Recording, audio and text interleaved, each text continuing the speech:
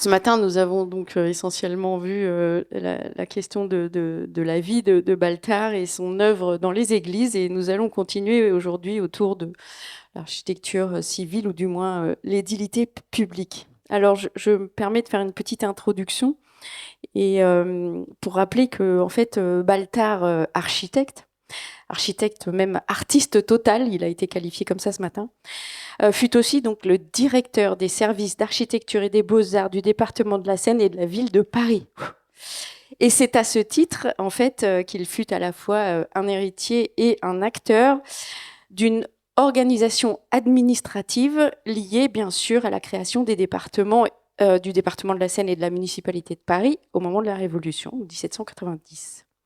Alors, c'est en 1840, je resitue un petit peu, qu'il prend progressivement la suite de Jacques Molinos, architecte citoyen, s'il vous plaît, qui était lui-même à la tête des travaux publics et des bâtiments civils de Paris depuis l'an 8, c'est-à-dire le moment de la création, quand la loi sur les préfets est instituée, dont le préfet avait alors la charge de nommer le maire de Paris et ses adjoints. C'était une autre époque. Alors, comme Molinos, il restera une trentaine d'années pour organiser, superviser et donner belle allure à l'édilité publique si singulière de Paris, qui marque son paysage, tout en œuvrant simultanément, bien sûr, à la reconnaissance et la notoriété de ces architectes qui ont façonné le paysage et l'urbanisme parisien.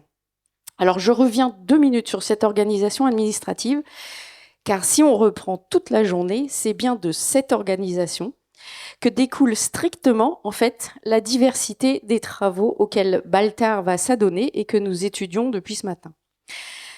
D'abord, inspecteur d'un service qui compte 22 architectes, il les répartit en 5 sections organisées, et c'est très nouveau, par type de programme, c'est-à-dire par fonction urbaine. Le spectre d'intervention est très large, on le verra. Je rappelle pour mémoire que cette première section, dont il a déjà été question ce matin, qui est celle qu'il préférait quand il en était, comprend l'hôtel de ville et ses dépendances, mais aussi donc les travaux et fêtes publiques et les beaux-arts que nous allons voir avec Elsa Jamet, la voirie, les places et les promenades, mais aussi les bâtiments du culte et les églises que nous avons donc vus ce matin, les temples réformés et luthériens, s'il vous plaît. Enfin, les cimetières dont nous parlerons notamment avec Éric Sergent. La deuxième section comporte les bâtiments des barrières, les murs d'enceinte, les chemins de ronde, les abattoirs, etc. La troisième, les tribunaux, la conciergerie, les dépôts de police et les prisons. On en a parlé, on en a vu aussi ce matin. La quatrième section, enfin, contient les halles et les marchés, qui étaient précédemment dans cette première section un peu énorme, qui a été un peu déconcentrée. Donc, Emeline Houssard nous en parlera tout à l'heure, qui contenait aussi les greniers de réserve et les greniers à sel. Voilà. La cinquième prison était celle qui était plus départementale, liée aux prisons et aux dépôts de Saint-Denis et Villers-Cotterêts. On en a entendu parler ces dernières années pour d'autres raisons.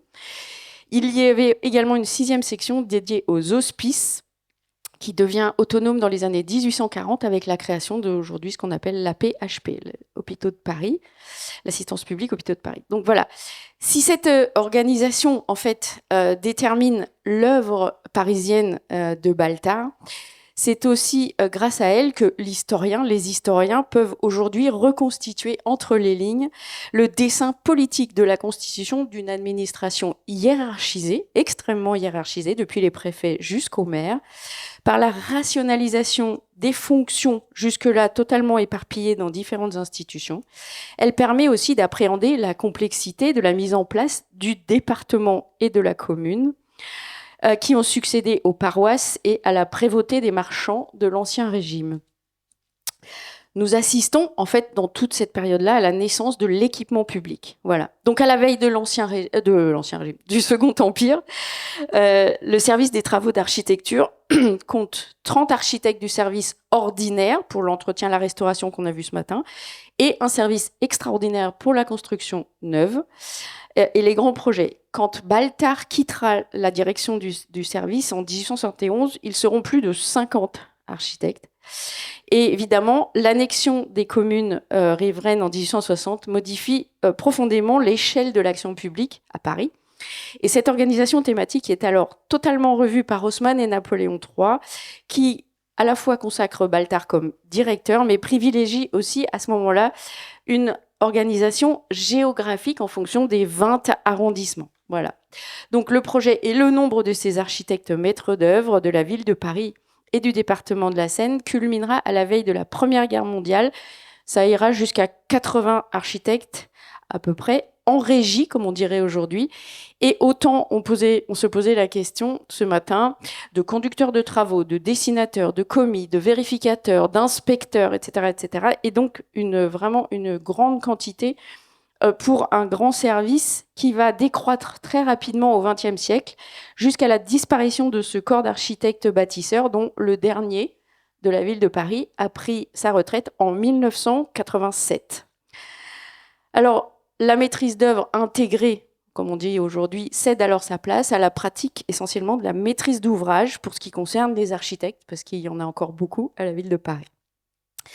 Au travers de ces années d'exercice, on peut donc discerner simultanément l'organisation de la société française autour de son administration, la structuration urbaine de Paris et ses équipements publics, ou grâce à ses équipements publics, et singulièrement celle du métier d'architecte, qui entretient avec le pouvoir et les édiles une relation ambivalente, faite d'affinité et de valorisation réciproque qui fera date, incarnant une haute idée de l'intérêt général et du service public. Donc, sur ce sujet, je passe la parole à Xavier Mauduit, que je remercie sincèrement d'être avec nous aujourd'hui, que l'on ne présente plus, mais dont je vais dire quand même 2-3 choses, vous pourrez en rajouter s'il en manque, qu'on présente comme un spécialiste de Napoléon III. Ça me va. Ok. Qui a soutenu une thèse sur Napoléon III en 2012. C'est ça, exactement. Et qui vient de publier une biographie au PUF en 2023 sur Napoléon III. Voilà. Il est agrégé d'histoire, enseignant, mais aussi auteur et chroniqueur, je pense que vous l'avez tous entendu sur Radio France, animateur sur Arte, et récemment récompensé, félicitations, par le prix Richelieu pour la défense de la langue française. Donc il va justement évoquer pour nous la relation de Baltard et des cercles du pouvoir, évidemment, notamment Haussmann et Napoléon III, qui s'appuient sur Baltard pour porter leur grandiose ambition de Paris, sur Paris. Après, quand même, il faut le dire qu'il est travaillé pour Rambuteau pendant quand même une quinzaine d'années avant, et qui est quand même la période qui permet l'éclosion de ce nouveau Paris. Merci Xavier, et je vous passe la parole. Mais merci beaucoup pour cette présentation. Bonjour à toutes, bonjour à tous. Moi, je suis vraiment ravi d'être ici aujourd'hui parce que ça a été rappelé. C'est vrai que j'ai fait une thèse sur le Second Empire, particulièrement sur la maison de l'empereur, c'est-à-dire l'institution chargée d'organiser la vie du souverain qui, sous le Second Empire, était organisée sous forme de ministère. Donc, je les connais bien, ces gens de la maison de l'empereur, et je vous le dis tout de suite, Baltard n'y était pas. C'est pas un membre de la maison de l'empereur. Mais j'étais vraiment ravi et c'est stimulant de réfléchir à une figure comme Baltard et dans mes préoccupations, la réflexion sur comment se met en place, comment se construit l'image du pouvoir, Baltard, c'est un personnage important, c'est ce qu'on va voir. Et c'était particulièrement stimulant de chercher à mettre en parallèle ces deux individus, Napoléon III, donc Louis-Napoléon Bonaparte, qui est né en 1808, Baltard est né en 1805, et Napoléon III est mort en 1873, Baltard est mort en 1874. Ce sont deux personnes d'exactement la même génération, c'est-à-dire qu'ils couvrent à eux deux presque un siècle d'histoire. On pourrait faire leur destin un peu comme dans Amicalement Vôtre, vous voyez, Danny Wilde et Brett Sinclair. Deux destins très différents, on s'en doute bien, mais c'est particulièrement intéressant toujours de réfléchir à des phénomènes de génération. C'est-à-dire que quand ces deux bons hommes se croisent, donc au moment où Napoléon III revient en France, 1848, et puis au moment où le Second Empire est proclamé en 1852, ce sont des gens du même âge qui discutent. Et ils ont donc tout un univers mental de vécu qui n'est pas similaire, bien sûr, parce qu'ils ont des destins différents, mais qui quand même correspond à ce phénomène de génération. Puisque le père de Louis-Napoléon Bonaparte, le futur Napoléon III, est Louis Bonaparte, frère de l'empereur, roi de Hollande, un personnage qui fait partie de cette légende impériale. C'est-à-dire que, imaginez que le petit Louis-Napoléon Bonaparte naît dans les palais impériaux, hein. Il est fils de roi, neveu d'empereur. C'est pas rien, déjà comme destin. Quant à Balthar, son père est Louis-Pierre Balthar, ça a déjà été évoqué. Les deux papas meurent en 1846. Tant de proximité entre ces deux hommes. On a ici, avec Louis-Pierre Balthar, un personnage déjà en lien avec le pouvoir, et je ne dis pas proche du pouvoir, mais on voit bien que par l'album du mariage de Marie-Louise et de Napoléon, donc en 1810, Balthar est actif par la représentation de toutes ces scènes.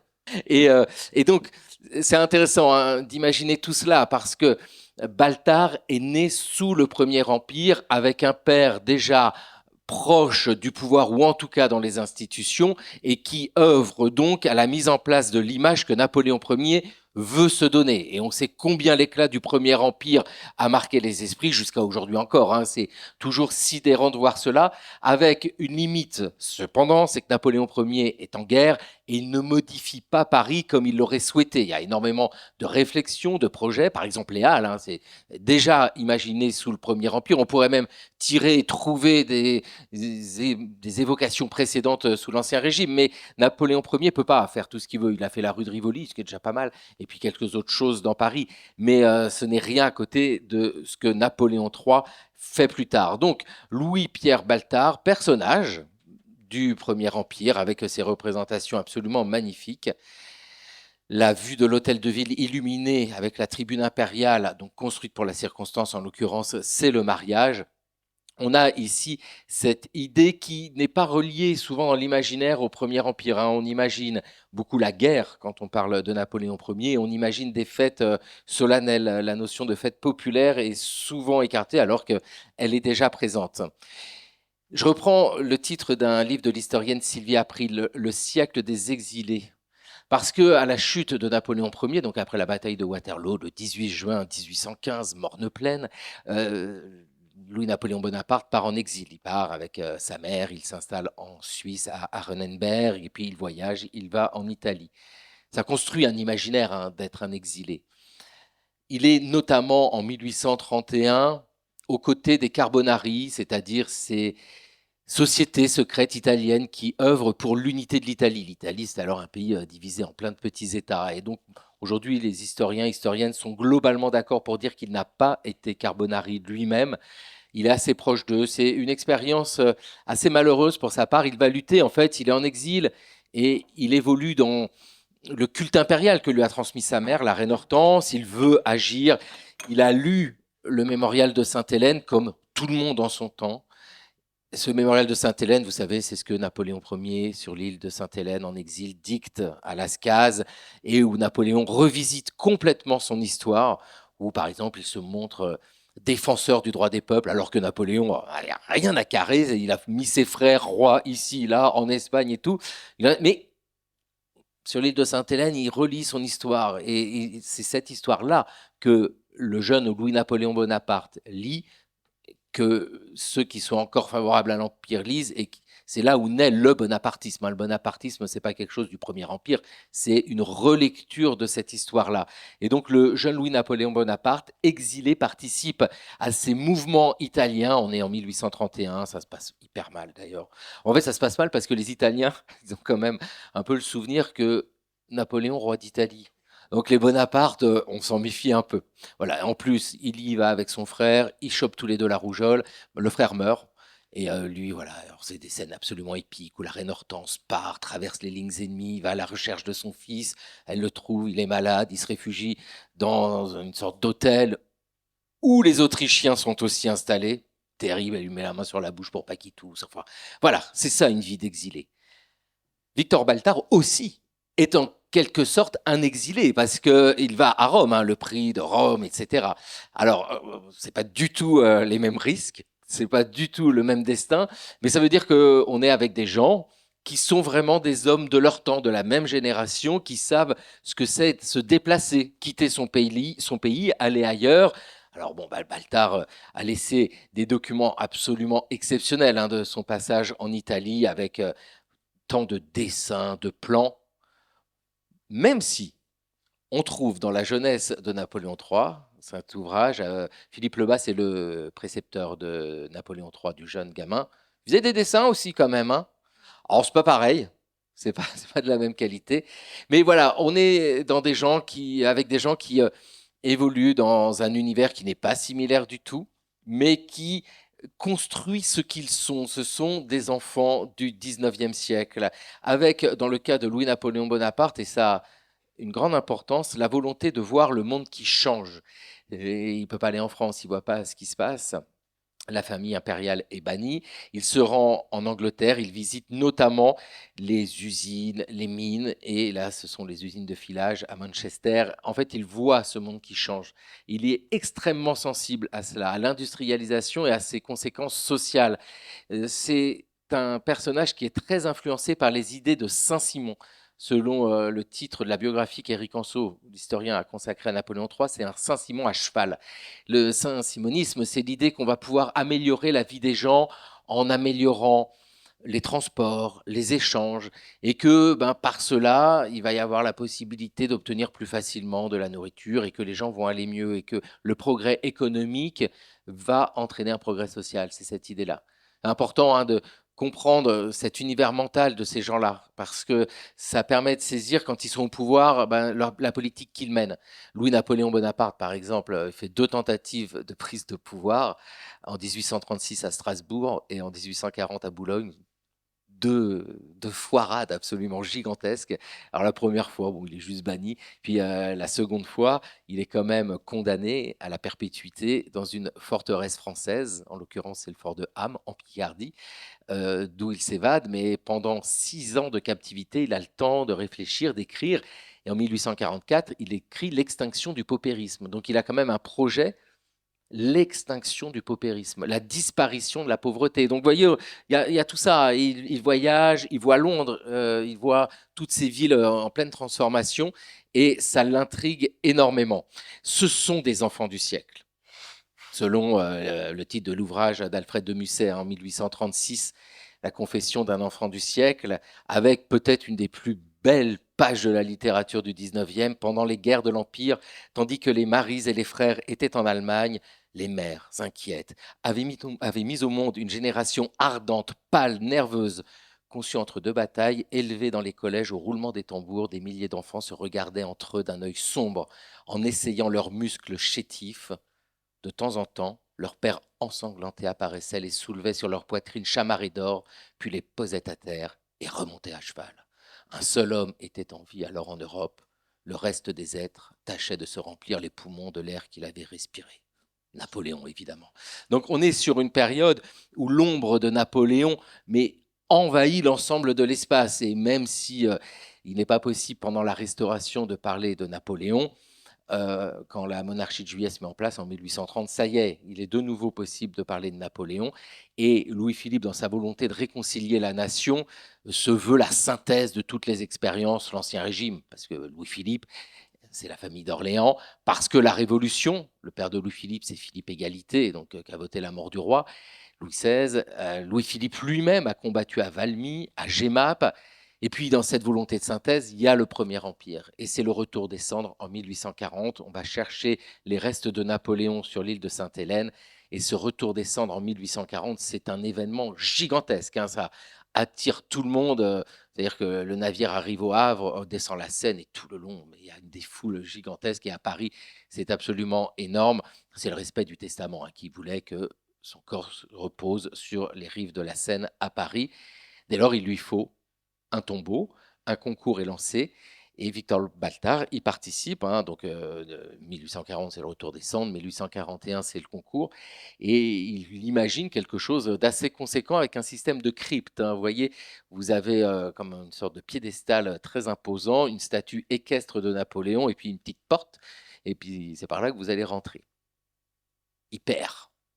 C'est Visconti qui gagne, avec une proposition complètement différente. C'est-à-dire que cette fois-ci, le tombeau est ouvert. On voit le tombeau de Napoléon, et c'est celui qui est aux Invalides en porphyre. Ce tombeau qui est très, très impressionnant. Mais c'est pour dire que tant par son expérience, parce que c'est un enfant du siècle, Victor Baltard n'a pas pu échapper à Napoléon, par son père aussi, qui a été un des acteurs de la gloire napoléonienne, modestement, mais il en fait partie. Et puis par cette volonté de participer à un concours comme celui-là, on voit bien que Napoléon est toujours présent. Petit rappel des faits, ça va très vite ces histoires-là. En février 1848, Louis-Philippe est renversé, c'est la fin de la monarchie de Juillet, et la Deuxième République est proclamée. Après un temps d'hésitation entre une république sociale et une république bourgeoise, on voit très bien par la répression des mouvements populaires de juin 1848 que ce serait une république bourgeoise. Il est décidé donc d'élire un nouvel animal politique, un président de la République. Vous ne savez pas trop ce que c'était. L'élection a lieu le 10 décembre 1848 et Louis-Napoléon Bonaparte est élu. C'est le plus jeune, il a 40 ans, plus jeune président de notre histoire, jusqu'à l'élection d'Emmanuel Macron, 39 ans. Et vous avez toujours quelqu'un favorable au mouvement bonapartiste qui vous dit ouais, mais lui, il a été élu au premier tour. Voilà, et toc. Et voilà, en tout cas, Louis-Napoléon Bonaparte devient président en 1848. Par les tiraillements, les pouvoirs sont très séparés en fait entre le législatif et l'exécutif. On lui refuse la prolongation de son mandat. Il considère qu'il ne peut pas avoir les moyens de mener sa politique et notamment les moyens financiers. L'Assemblée a le budget. On en parle pas mal en ce moment. Et l'exécutif a besoin d'argent et donc il fait un coup d'État le 2 décembre 1851. Date très symbolique, hein, 2 décembre, c'est l'anniversaire d'Austerlitz et du Sacre. Et un an plus tard, tout pile, toujours un 2 décembre 1852, il rétablit l'Empire. C'est-à-dire que dans la vision de Napoléon III, il n'y a qu'un empire. Alors on dit le Second Empire pour faciliter les choses, mais l'Empire, c'est le même, sauf qu'il y a une pause entre les deux de 1815 à 1852, mais c'est l'Empire. Et puis, dans le lien qui existe entre Victor Baltard et la dynastie impériale, vu que Baltard est architecte de la ville de Paris, il participe, et là au plus près, à inventer, à composer le berceau du prince impérial. La naissance du prince impérial en 1856, c'est un moment très fort parce que dans un système dynastique sans héritier, on est très vite bloqué avec ce berceau qui me laisse pantois, cette couronne suspendue au-dessus de la tête d'un enfant. On se dit, si elle tombe, c'est la fin de la dynastie. Hein. Ça tient un peu de choses. C'était un petit peu risqué. Mais en fait, voilà, c'est l'allégorie de la ville de Paris qui couronne le prince impérial. Donc deux personnages, Napoléon III, Victor Baltard. L'inauguration des Halles de Paris en 1851 par Louis-Napoléon Bonaparte, président de la République, on est en septembre, c'est un moment fort, hein, c'est un moment important. Donc je ne vais pas m'étendre dessus parce que c'est quelque chose qui a été évoqué plusieurs fois, ce projet des Halles anciens. Je vous l'évoquais pour Napoléon Ier, surtout lancé sous la monarchie de Juillet 1845, le concours, Baltard présente des choses, et puis il y a cette première construction un peu massive, un peu en pierre, même beaucoup en pierre, qu'on surnomme très vite le fort des Halles, enfin la forteresse des Halles. Et c'est quand même Louis-Napoléon Bonaparte qui, en tant que président, l'inaugure. C'est politiquement intéressant parce que cette période entre le coup d'État et la proclamation de l'Empire a souvent été qualifiée de justement conquête de l'Empire. C'est une période très longue où le président se montre de plus en plus.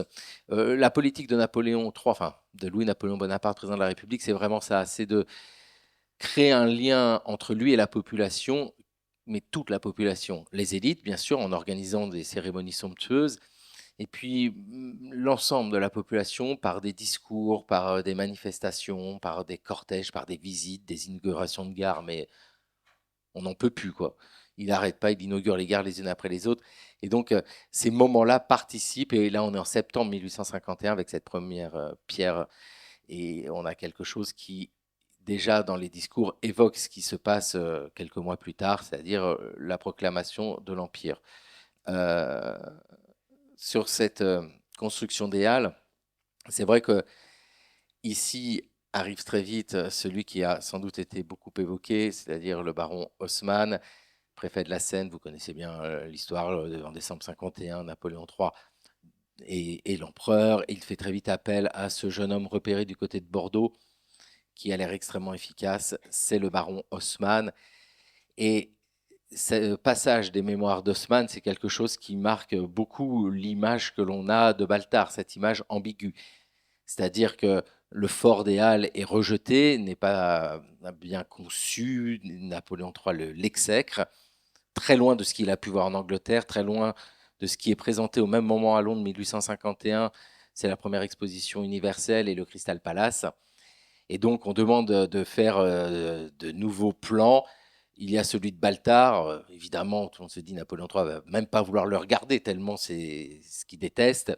Et donc, Haussmann lui présente de manière anonyme. Voilà, il fait un croquis absolument conforme à l'esquisse impériale de l'élévation de ces groupes de pavillons. Parce que Napoléon III faisait beaucoup de crobards qui donnaient à faire derrière, ou plutôt de ces vastes parapluies séparés par des rues croisant la grande voie transversale et couverte, comme elle, par des toits élevés à grands pignons, et après quoi je fais appeler Baltard et je lui dis, il s'agit de prendre votre revanche. Faites-moi au plus vite un avant-projet suivant ces indications, du faire, rien que du faire, c'est la phrase qu'on répète sans arrêt. J'eus beaucoup de peine à les déterminer. C'était un esprit entier et un classique endurci. Le faire, c'était bon pour les ingénieurs, mais qu'est-ce qu'un architecte, un artiste avait à faire de ce métal industriel? Alors c'est là que se joue tout l'enjeu, en fait, hein, du positionnement de Baltard par rapport au pouvoir impérial. Là, Haussmann présente Baltard comme quelqu'un d'archaïque dans ses choix, même si quand on regarde les réalisations, on se dit, pour quelqu'un d'archaïque, il a quand même su comprendre les évolutions de son temps par l'utilisation du métal.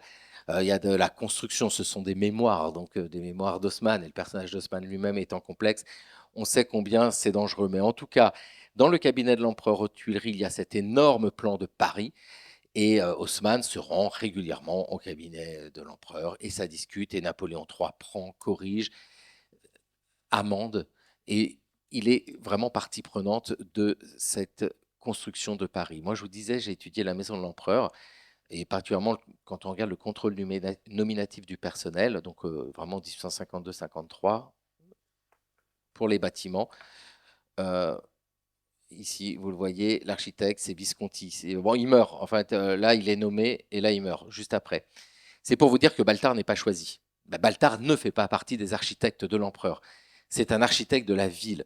Les architectes de l'empereur, ils sont nombreux, hein, parce que chaque résidence a son architecte. Mais en tout cas, les plus importants, c'est pour les Tuileries et le Louvre. C'est Visconti, bien sûr, qui meurt en 53, remplacé par Le Fuel un tout petit peu plus tard. Il y a un temps de vacances, mais ce sont eux deux qui finissent le grand chantier voulu par Napoléon III, c'est-à-dire la réunion des Tuileries et du Louvre. Alors là, comme on est sur une gravure tardive, il nous manque les Tuileries parce qu'elles ont brûlé, on est après 1870, mais enfin, ça y est, l'ensemble est construit, et on voit nettement, systématiquement, quand on lit les noms des architectes, c'est Visconti et Le Fuel, Visconti et Le Fuel, il n'y a pas de Baltard dans cette histoire-là. C'est vraiment l'architecte de la ville. Et si on jette un coup d'œil dans l'encyclopédie d'architecture en 1855, formidable, l'Académie des Beaux-Arts a procédé à la nomination d'un membre de la section d'architecture, un nouveau membre de l'Institut. 34 votants, majorité absolue, 18 voix. Attention, premier tour, Le Fuel, l'architecte de l'empereur, 12 voix. Bon, après, il y a les autres. Baltard, 6 voix, pas mal quand même, hein, la moitié.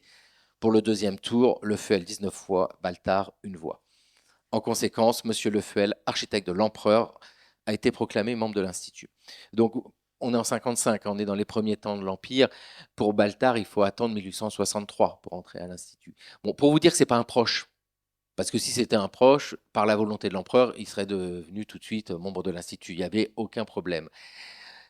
Donc, ces deux personnages qui m'ont intéressé particulièrement, je vous dis, pour cette journée, de regarder la figure de Baltard, j'ai travaillé sur le ministère du Faste, donc la maison de l'empereur, avec le palais de Compiègne et les séries de Compiègne, impressionnantes cérémonies, l'empereur qui se montre de manière impressionnante, avec toujours ce grandiloquent des costumes. Là, on a un écuyer de l'impératrice, les grandes fêtes données. Là, c'est pour la venue de la reine d'Espagne à Versailles.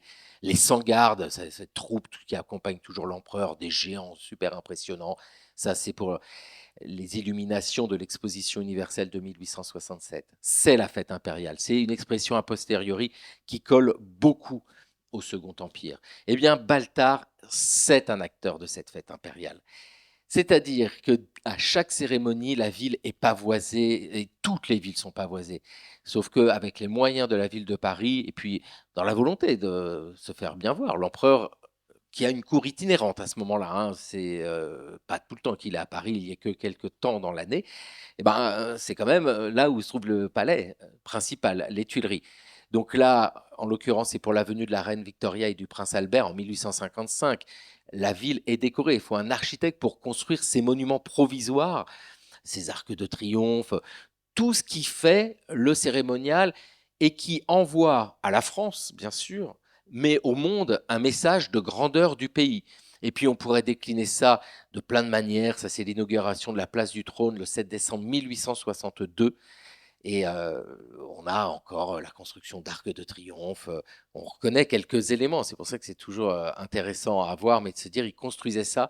Alors, c'était fait pour être démonté et disparaître. Mais ce moment grandiose du Second Empire, en tout cas par la volonté d'offrir une image qui impressionne, a transparé, mais de manière extrême au moment des expositions universelles. L'exposition universelle de 1867, il y en a deux, hein, 55-67, elle attire mais toutes les têtes couronnées. Ben, c'est toujours impressionnant de voir le roi de Prusse, le tsar de Russie, le sultan de la porte ottomane, vous avez le prince de Galles, l'empereur d'Autriche-Hongrie, enfin, tout le monde est là.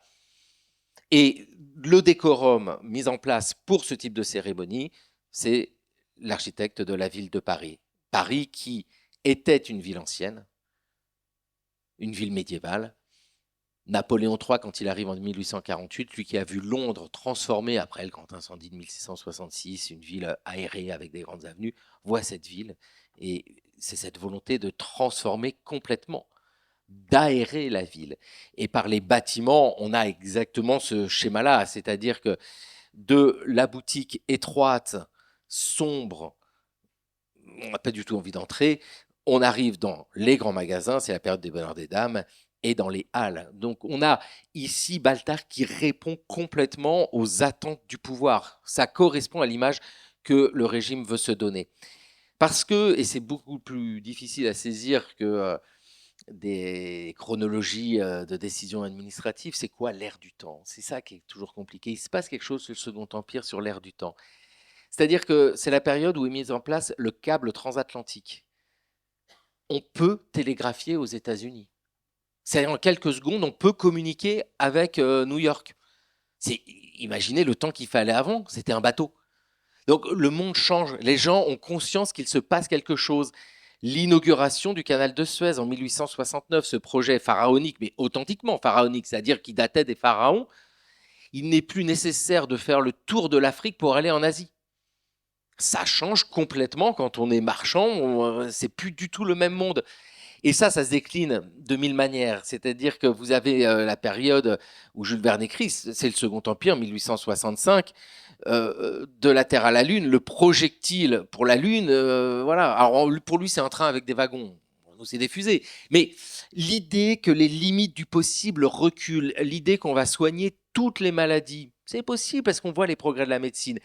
L'idée qu'on va pouvoir nourrir tout le monde, parce que c'est ça hein, qui provoque beaucoup de morts, c'est qu'on mange mal avec les halles. C'est possible. Le chemin de fer qui approvisionne les villes, c'est possible. Les grands magasins qui font que jusqu'alors, vous n'osiez pas aller voir dans une boutique un peu sombre ou chez une couturière, un tailleur, parce que les prix, c'était à la tête du client. Maintenant, vous pouvez toucher, les prix sont affichés, il y a des soldes. Enfin, le quotidien change réellement.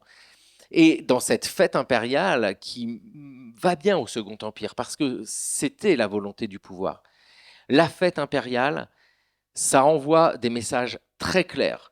La fête impériale, ça veut dire que le pays est prospère. Si on peut construire des halles telles que Paris dispose grâce à Gaspard, si l'on peut construire tous ces bâtiments, c'est que le pays est riche.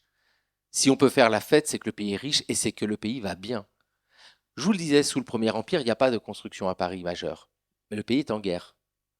Sous le Second Empire, toutes ces constructions, ça envoie ce message que ça va plutôt pas mal. Bon, jusqu'à la chute, hein. Vous connaissez l'histoire, 1870 à l'été, provocation prussienne de Bismarck qui cherche un ennemi qui pourrait unifier les Allemands. C'est la guerre franco-prussienne, c'est le désastre, le château de Saint-Cloud qui brûle. On a longtemps dit que c'était les Allemands, maintenant on sait que c'est un obus français, mais on ne le dit pas trop.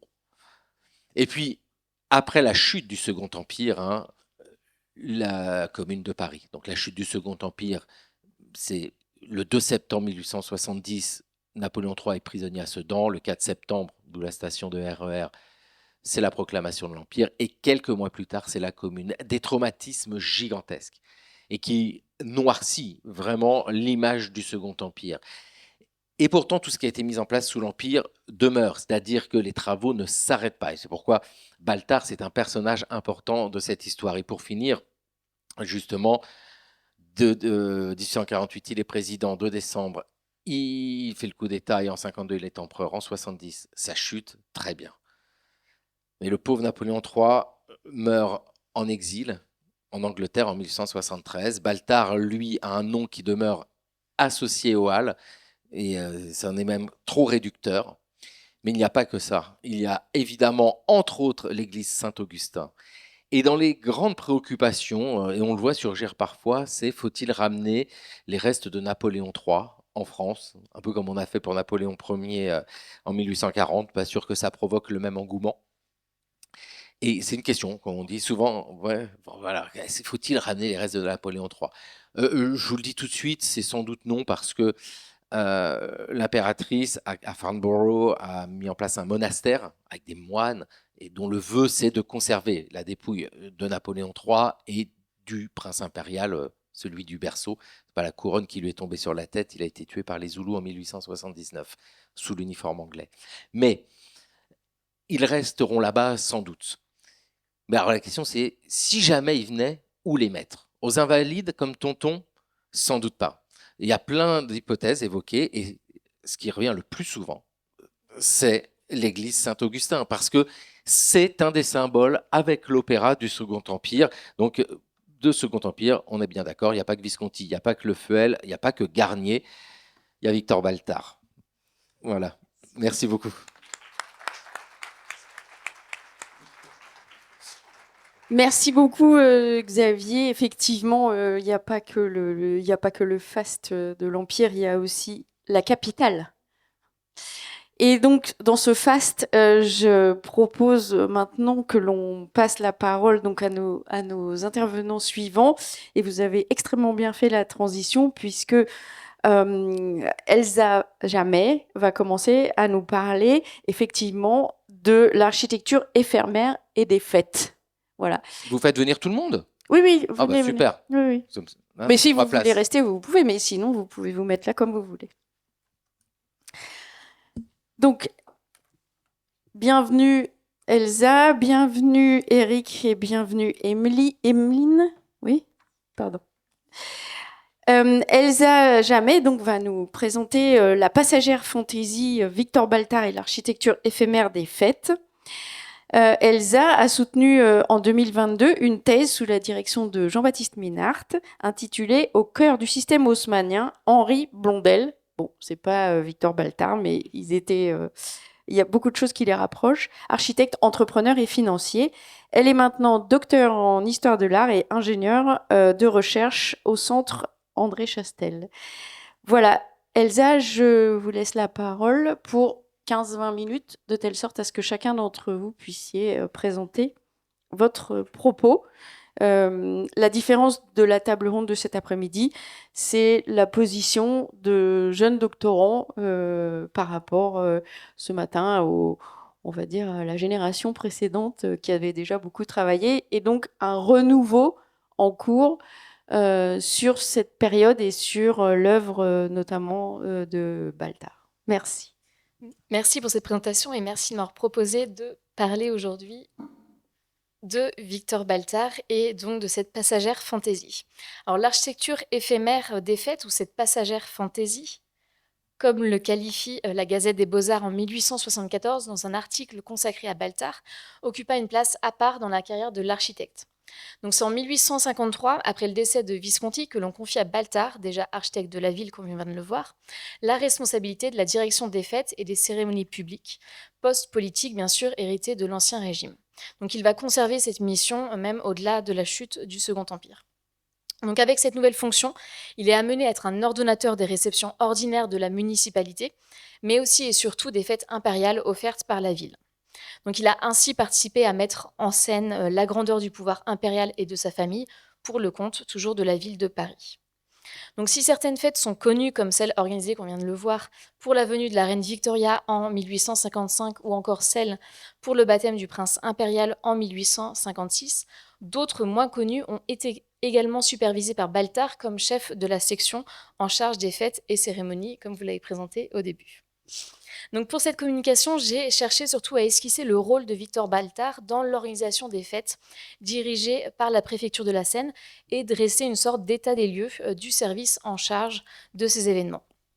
J'ai donc cherché à comprendre qui a travaillé aux côtés de Baltard à l'organisation des fêtes, comment ces fêtes ont-elles été organisées par la ville et par quel financement, et aussi finalement comment retrouver ces décors éphémères qui pour la plupart n'ont pas été fixés par la photographie, le dessin ou la gravure. Donc pour cela, je me suis principalement appuyée sur un fonds conservé aux Archives de Paris, le VK3, qui est un fonds de la ville consacré aux fêtes, cérémonies et commémorations. Donc les années 1853-1859 sont particulièrement bien documentées sur l'organisation des différents événements sous la direction de Baltard, comme par exemple on y retrouve des devis ou mémoires de travaux. Et on y découvre dans ces documents l'organisation en détail de certaines fêtes, les fournitures, les coûts, mais également les principaux entrepreneurs, artisans et artistes qui ont travaillé pour les fêtes de manière régulière ou ponctuelle. Donc en 1853, Baltard s'est retrouvé en charge de la direction des fêtes et cérémonies de l'hôtel de ville. Donc si d'un point de vue administratif, il travaillait en étroite collaboration avec le préfet Haussmann, Baltard fut surtout dans cette mission secondé par des architectes, inspecteurs, vérificateurs des travaux. Donc on retrouve d'ailleurs sur le document de mémoire de travaux ici, la signature de Baltard, qui est la troisième ici. Oui, juste ici. Donc le principal inspecteur des fêtes fut Frédéric Étienne Pellieu, architecte ordinaire de la ville de Paris, qui est le premier à signer le document en haut. Donc à l'occasion des fêtes de l'empereur, Baltard collaborait avec un autre architecte, également inspecteur de la ville de Paris, Pierre-Napoléon Galland. Donc les deux hommes assuraient alors la codirection des événements. Donc Galland était déjà présent avant l'arrivée de Baltard, il avait déjà été associé par Visconti aux grands travaux des fêtes. Donc Galland pouvait également superviser seul certains travaux pour les fêtes, comme les feux d'artifice organisés à l'occasion du baptême du prince impérial en 1856. Donc pour ces fêtes en l'honneur de la famille impériale, l'inspection des travaux est alors confiée à un autre homme nommé Solvay. On retrouve également dans ces documents un autre architecte qui apparaît de manière ponctuelle à l'inspection des travaux. Il s'agit de Jean-François Guénepin, premier Grand Prix de Rome en 1837 et qui est alors architecte de la ville de Paris. Donc Guénepin intervient notamment pour le théâtre de scènes militaires à l'occasion de la fête de l'empereur le 15 août 1855. Donc ce service disposait d'un budget qui était établi tous les ans et qui, une fois encore, pouvait augmenter en fonction des fêtes à organiser. Donc le budget du service des fêtes était utilisé pour payer les entrepreneurs, les artistes, les artisans, mais aussi bien sûr les architectes et inspecteurs. Donc en 1855, le budget, par exemple, était de 509 000 francs. Et l'année suivante, le budget était similaire de 500 000 francs. Mais il a été augmenté à plus de 864 000 francs, en raison notamment des fêtes données à l'occasion du baptême du prince impérial et bien sûr de l'exécution du berceau offert par la ville. Donc des crédits spécifiques pouvaient être attribués à l'occasion des fêtes, comme par exemple 185 000 francs de crédit pour la réception du roi du Portugal en 1955 toujours, ou 180 000 francs spécifiquement pour la réalisation du berceau du prince impérial. Donc une partie importante du budget de l'année était donc dévolue à cette commande qui émanait d'Haussmann de ce berceau. Donc Haussmann obtenu l'autorisation en séance du conseil municipal du 14 décembre 1855 de, je cite, « faire exécuter le berceau impérial par les artistes les plus habiles et en employant les matières les plus précieuses ». Donc l'exécution fut confiée au principal architecte Baltard. Donc pour cette commande, Baltard toucha des honoraires proportionnels pour la direction des travaux, soit 12 467 francs. Donc cette somme est assez considérable en comparaison de ses autres rétributions ou aux autres dépenses, comme par exemple pour la direction des fêtes données à l'occasion de ce baptême, il a touché 5 864 francs. Ou encore, il toucha quelques centaines de francs pour la direction des travaux de fourniture exécutés à l'hôtel de ville pour les fêtes données en l'honneur de la reine d'Angleterre et du roi de Sardaigne. Donc si on veut encore pousser la comparaison, à titre de comparaison, les travaux du célèbre tapissier ébéniste Belloir pour l'exécution et la fourniture de 40 chaises et de 40 housses ont été facturés 2 728 francs en 1855. Et donc Baltard a touché pour les honoraires proportionnels du berceau 12 467 francs. Donc cette commande du berceau spécifique permet d'en apprendre un peu plus sur les financements des diverses réalisations exécutées à l'occasion des fêtes, comme par exemple les photographies de Pierre-Ambroise Richebourg, dont on en voit une à droite. Donc les factures et mémoires conservées dans le dossier indiquent qu'il est accordé dans un premier temps 411 francs 50 à Richebourg pour les 2 documents à gauche. Et finalement, cette somme s'élève à 1000 francs pour des travaux de fourniture de photographie, mais également de reproduction du berceau offert par la ville à l'occasion du baptême. Et donc c'est cette photographie notamment qui fait l'objet de la commande. Il y a également 40 francs supplémentaires qui sont ajoutés au budget pour le coloriage à l'aquarelle de 4 épreuves photographiques du berceau. Donc c'est également ce service qui se chargeait de commander des gravures. Donc il participait donc directement à la promotion du pouvoir impérial en commandant des reproductions, mais également en fixant sur le papier ses décors éphémères.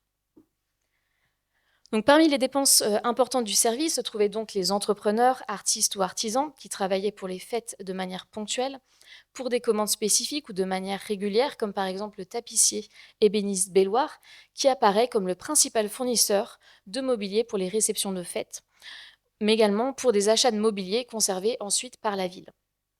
Donc Belloir était le principal entrepreneur des fêtes. Il fut par exemple chargé des travaux de tapisserie à Notre-Dame à l'occasion du mariage de l'empereur et également pour le baptême, toujours à Notre-Dame, du prince impérial. Donc l'année 1855, je cite à de nombreuses reprises, est particulièrement bien documentée et illustre la diversité des fêtes dirigées par Baltard, mais également le nombre important d'événements. Il s'agit d'une liste évidemment non exhaustive, mais qui est plutôt bien représentée dans les fonds des archives de Paris. Donc pour cette année, par exemple, le service utilisa plus de... Les documents sont un peu arides, c'est des mémoires de travaux. Le service utilisa plus de 41 700 francs sur son budget de plus de 509 000 francs pour l'achat de mobilier. Donc cet achat de mobilier concernait notamment l'achat de meubles de bureaux ou de chaises, mais également de meubles pour la salle du trône ou les grands appartements, meubles commandés toujours à Belloir. Mais on retrouve également la manufacture Saint-Landrouze de la Mornay qui fournit les tapis pour la galerie de secrétaire général, mais également la galerie de la comptabilité, un salon ou encore un escalier. Donc les dépenses faites à l'occasion des réceptions pouvaient couvrir différents frais, donc allant du mobilier comme ici, ou encore des tenues des valets, mais également des chevaux ou des voitures. Par exemple, en 1855, à l'occasion de la visite faite par Napoléon III le 1er janvier, la municipalité devait se charger de financer la fourniture des chevaux pour les voitures du corps municipal. Donc toujours en 1855, à l'occasion de la réception du Lord Maire de Londres et des membres de la députation anglaise, le service prit en charge le voyage et le séjour parisien des députés anglais, mais aussi les tenues des valets, les indemnités des valets, et le nombre de voitures de la préfecture est utilisé pour ce séjour. On trouve encore dans les documents d'archives les factures d'épicerie, comme à gauche, ou de frais de jardinage dans les lieux de réception, ou encore la commande de vin signée par Haussmann dans le document au milieu. Vin de Bordeaux. Donc pour la venue de la reine Victoria du 18 au 27 août 1855, le service des fêtes organisa différents travaux à l'occasion du cortège de la reine dans la ville, d'un bal, d'un dîner, mais également d'une séance de l'Orphéon au cirque de Napoléon. Et donc, suivant le mémoire de travaux de Belloir, on peut reconstituer un peu cette fête. Donc, le tapissier fut chargé d'exécuter divers travaux de tapisserie pour la tribune et la loge impériale, avec la fourniture des fauteuils sculptés aux initiales, bien sûr, NE, des fauteuils, des coussins, ou encore du grand aigle en cuivre doré avec la couronne impériale. Mais également, Belloir devait se charger de fournir les drapeaux en soie, ornés soit d'aigle ou soit du drapeau anglais. Donc d'autres commandes pouvaient encore être passées à des artistes pour orner ou décorer ces fêtes. Par exemple, le statuaire Jean Debay, qui intervient pour une fête en février 1855, puis également à l'occasion des fêtes du baptême du prince impérial. Donc ces réalisations étaient exécutées en plâtre et représentaient des groupes comme Vénus et les Amours. Donc ce groupe que l'on aperçoit juste là. Donc ce groupe pour lequel il a reçu la somme de 1000 francs, mais il a également exécuté d'autres groupes pour le baptême du prince impérial, où il a reçu cette fois 2600 francs. Donc le service a également fait appel à un peintre comme Auguste S, qui était prix de Rome en 1818 et qui est chargé d'une composition de sujets allégoriques pour le baptême et rétribué 500 francs. Donc si l'organisation de ces différents événements a pu être préparée en amont et anticipée, ce ne fut pas toujours le cas, à l'exemple de la fête en l'honneur de la prise de Sébastopol. Le service et les entrepreneurs devaient alors agir très rapidement. Une indication sur un mémoire de Belloir indique notamment, c'est l'encadré à droite, indique notamment que les travaux ont été faits de nuit. Je cite, « L'entrepreneur fait observer que les ordres lui ont été donnés la veille à 5 heures et qu'il lui a fallu faire 6 grandes bannières sur lesquelles étaient des inscriptions. Ce travail a dû nécessairement être fait de nuit puisque le tout était en place le lendemain à 11 heures. » Donc on peut imaginer que la rétribution était évidemment plus conséquente qu'une fête anticipée. Donc ces fêtes pouvaient en effet être consacrées aux victoires du régime et notamment à glorifier les troupes impériales, comme lors du retour à Paris des troupes de Crimée le 29 décembre 1855. Donc Baltard dessina à cette occasion un grand arc de triomphe pour la place de la Bastille, mais également d'autres arcs qui étaient prévus le long du parcours, ponctués de trophées, de mâts ou encore de guirlandes. Citons encore également la fête pour le retour des armées d'Italie, le 14 août 1855, qui eut lieu autour de la place Vendôme notamment. Donc, ces différentes fêtes sont d'ailleurs particulièrement bien documentées par le dessin du dessinateur topographe Léon Lémonnerie, dont les dessins sont conservés au musée Carnavalet. Et qui ont l'avantage par rapport aux photographies de transmettre aussi la couleur de ces décors. Donc d'autres fêtes encore étaient ainsi consacrées à la gloire de la famille impériale, comme à l'occasion du mariage et du baptême, j'ai déjà dit plusieurs fois, ou lors des fêtes de l'empereur du 15 août. Donc cette fête, instaurée par Napoléon et restaurée par Napoléon III en 1852. Donc on retrouve d'ailleurs à nouveau Belloir qui assure cette fois la fourniture de ces décors de fête du 15 août. Donc elles mettent aussi en valeur la ville qui est ainsi une véritable scène de théâtre, comme par exemple le Quai d'Orsay qui sert de lieu de tir de feux d'artifice en l'honneur du baptême du prince impérial, ou encore la place de la Bastille qui reçoit un arc de triomphe à l'occasion de la venue de la reine Victoria, la tour Saint-Jacques qui accueille des illuminations toujours en l'honneur de Victoria, ou encore la tour Saint-Jacques qui est illuminée à l'occasion de la prise de Sébastopol, comme on peut deviner sur le document à gauche. Donc ces illuminations ont été complétées pour ce dernier événement par une projection de lumière électrique qui fut mise en place pour éclairer un tableau allégorique. Donc les fêtes du 15 août prennent place dans cette ville depuis l'esplanade des Invalides qui reçut un aménagement spécifique pour le 15 août 1855 avec l'installation d'un ballon dont une ascension était prévue en l'honneur de l'empereur, et on a les sommes pour ces différents frais, jusqu'à l'installation d'un théâtre de pantomime à la barrière du trône. Donc ces fêtes sont aussi l'occasion d'installer des obélisques dans la ville, comme le 15 août 55 toujours, où 14 obélisques sont disposés au devant de l'hôtel de ville. Donc l'hôtel de ville, bien sûr, est le théâtre principal de ces fêtes, où les lumières et lampions étaient installés, tout comme aux écoles, mais également dans les maisons chrétiennes communales. Donc les mémoires de travaux permettent encore de retrouver les différentes modifications et aménagements de l'hôtel de ville avant son incendie en 1871, comme par exemple à l'occasion de la réception du Lord Mayor de Londres en juin 55, où l'appartement de monsieur le préfet, donc Haussmann, et le couloir de l'entresol ont fait l'objet d'un nouvel ameublement. Donc on a une description précise de ces pièces. Donc ces fêtes mettent aussi et surtout la nouvelle ville haussmannienne en valeur, et je terminerai par ces exemples. Donc, dès le 5 avril 1858, le premier des boulevards commencé sous Haussmann et terminé sous sa préfecture, le boulevard de Sébastopol, est inauguré. Et c'est ce qu'on voit à la fois sur la photographie de Richebourg et sur le dessin de Lémonnerie. Donc en 1860, à l'occasion de la fête de l'empereur du 15 août, est inaugurée la nouvelle fontaine Saint-Michel de Daviou, le beffroi entre Saint-Germain-l'Auxerrois et la mairie du 1er, et également le nouveau pont au Change. Donc on a une grande fête pour le 15 août 1860. Donc si peu ou pas de décors ont été exécutés ou du moins gardés, conservés, le cortège et ces événements mettent en valeur le travail de Baltard pour ces fêtes, mais également la foule présente en nombre, comme ici pour l'inauguration de la place Saint-Michel. Et donc cette photographie illustre à la fois ce nouveau Paris qui est inauguré avec la fontaine Saint-Michel, la place Saint-Michel, mais on voit aussi le vieux Paris qui reste en place parce que le boulevard n'est pas du tout achevé et l'on distingue ici encore les rues qui n'ont pas encore été, enfin le boulevard qui n'a pas encore été percé. Le 15 avril 1861, on retrouve une autre grande fête, cette fois qui est organisée pour l'inauguration du boulevard Malesherbes et le nouveau quartier de la plaine Monceau. Donc alors qu'un portique à l'inscription Urbs Renovata, je le montre tout de suite, ça ne marche plus. Bon. C'est indiqué au-dessus du portique Urbs Renovata, était dressé donc sur le nouveau boulevard des échafaudages décorés dissimulés sur les guirlandes la future église Saint-Augustin, que l'on peut distinguer sous les échafaudages.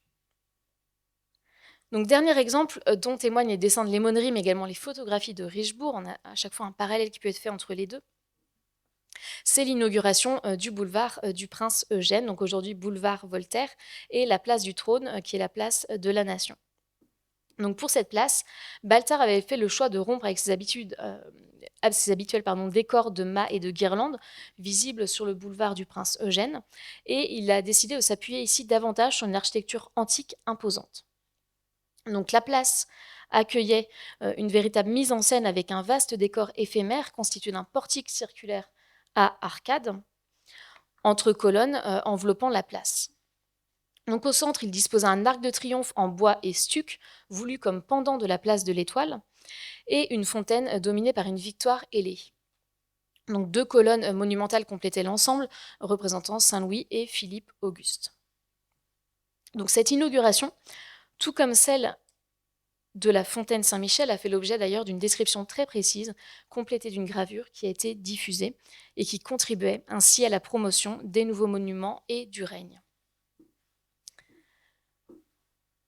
Donc Baltard, architecte en chef du service ou directeur des fêtes de cérémonie de la ville, était un grand ordonnateur et coordonna et commanda ces décors de fêtes éphémères du Second Empire.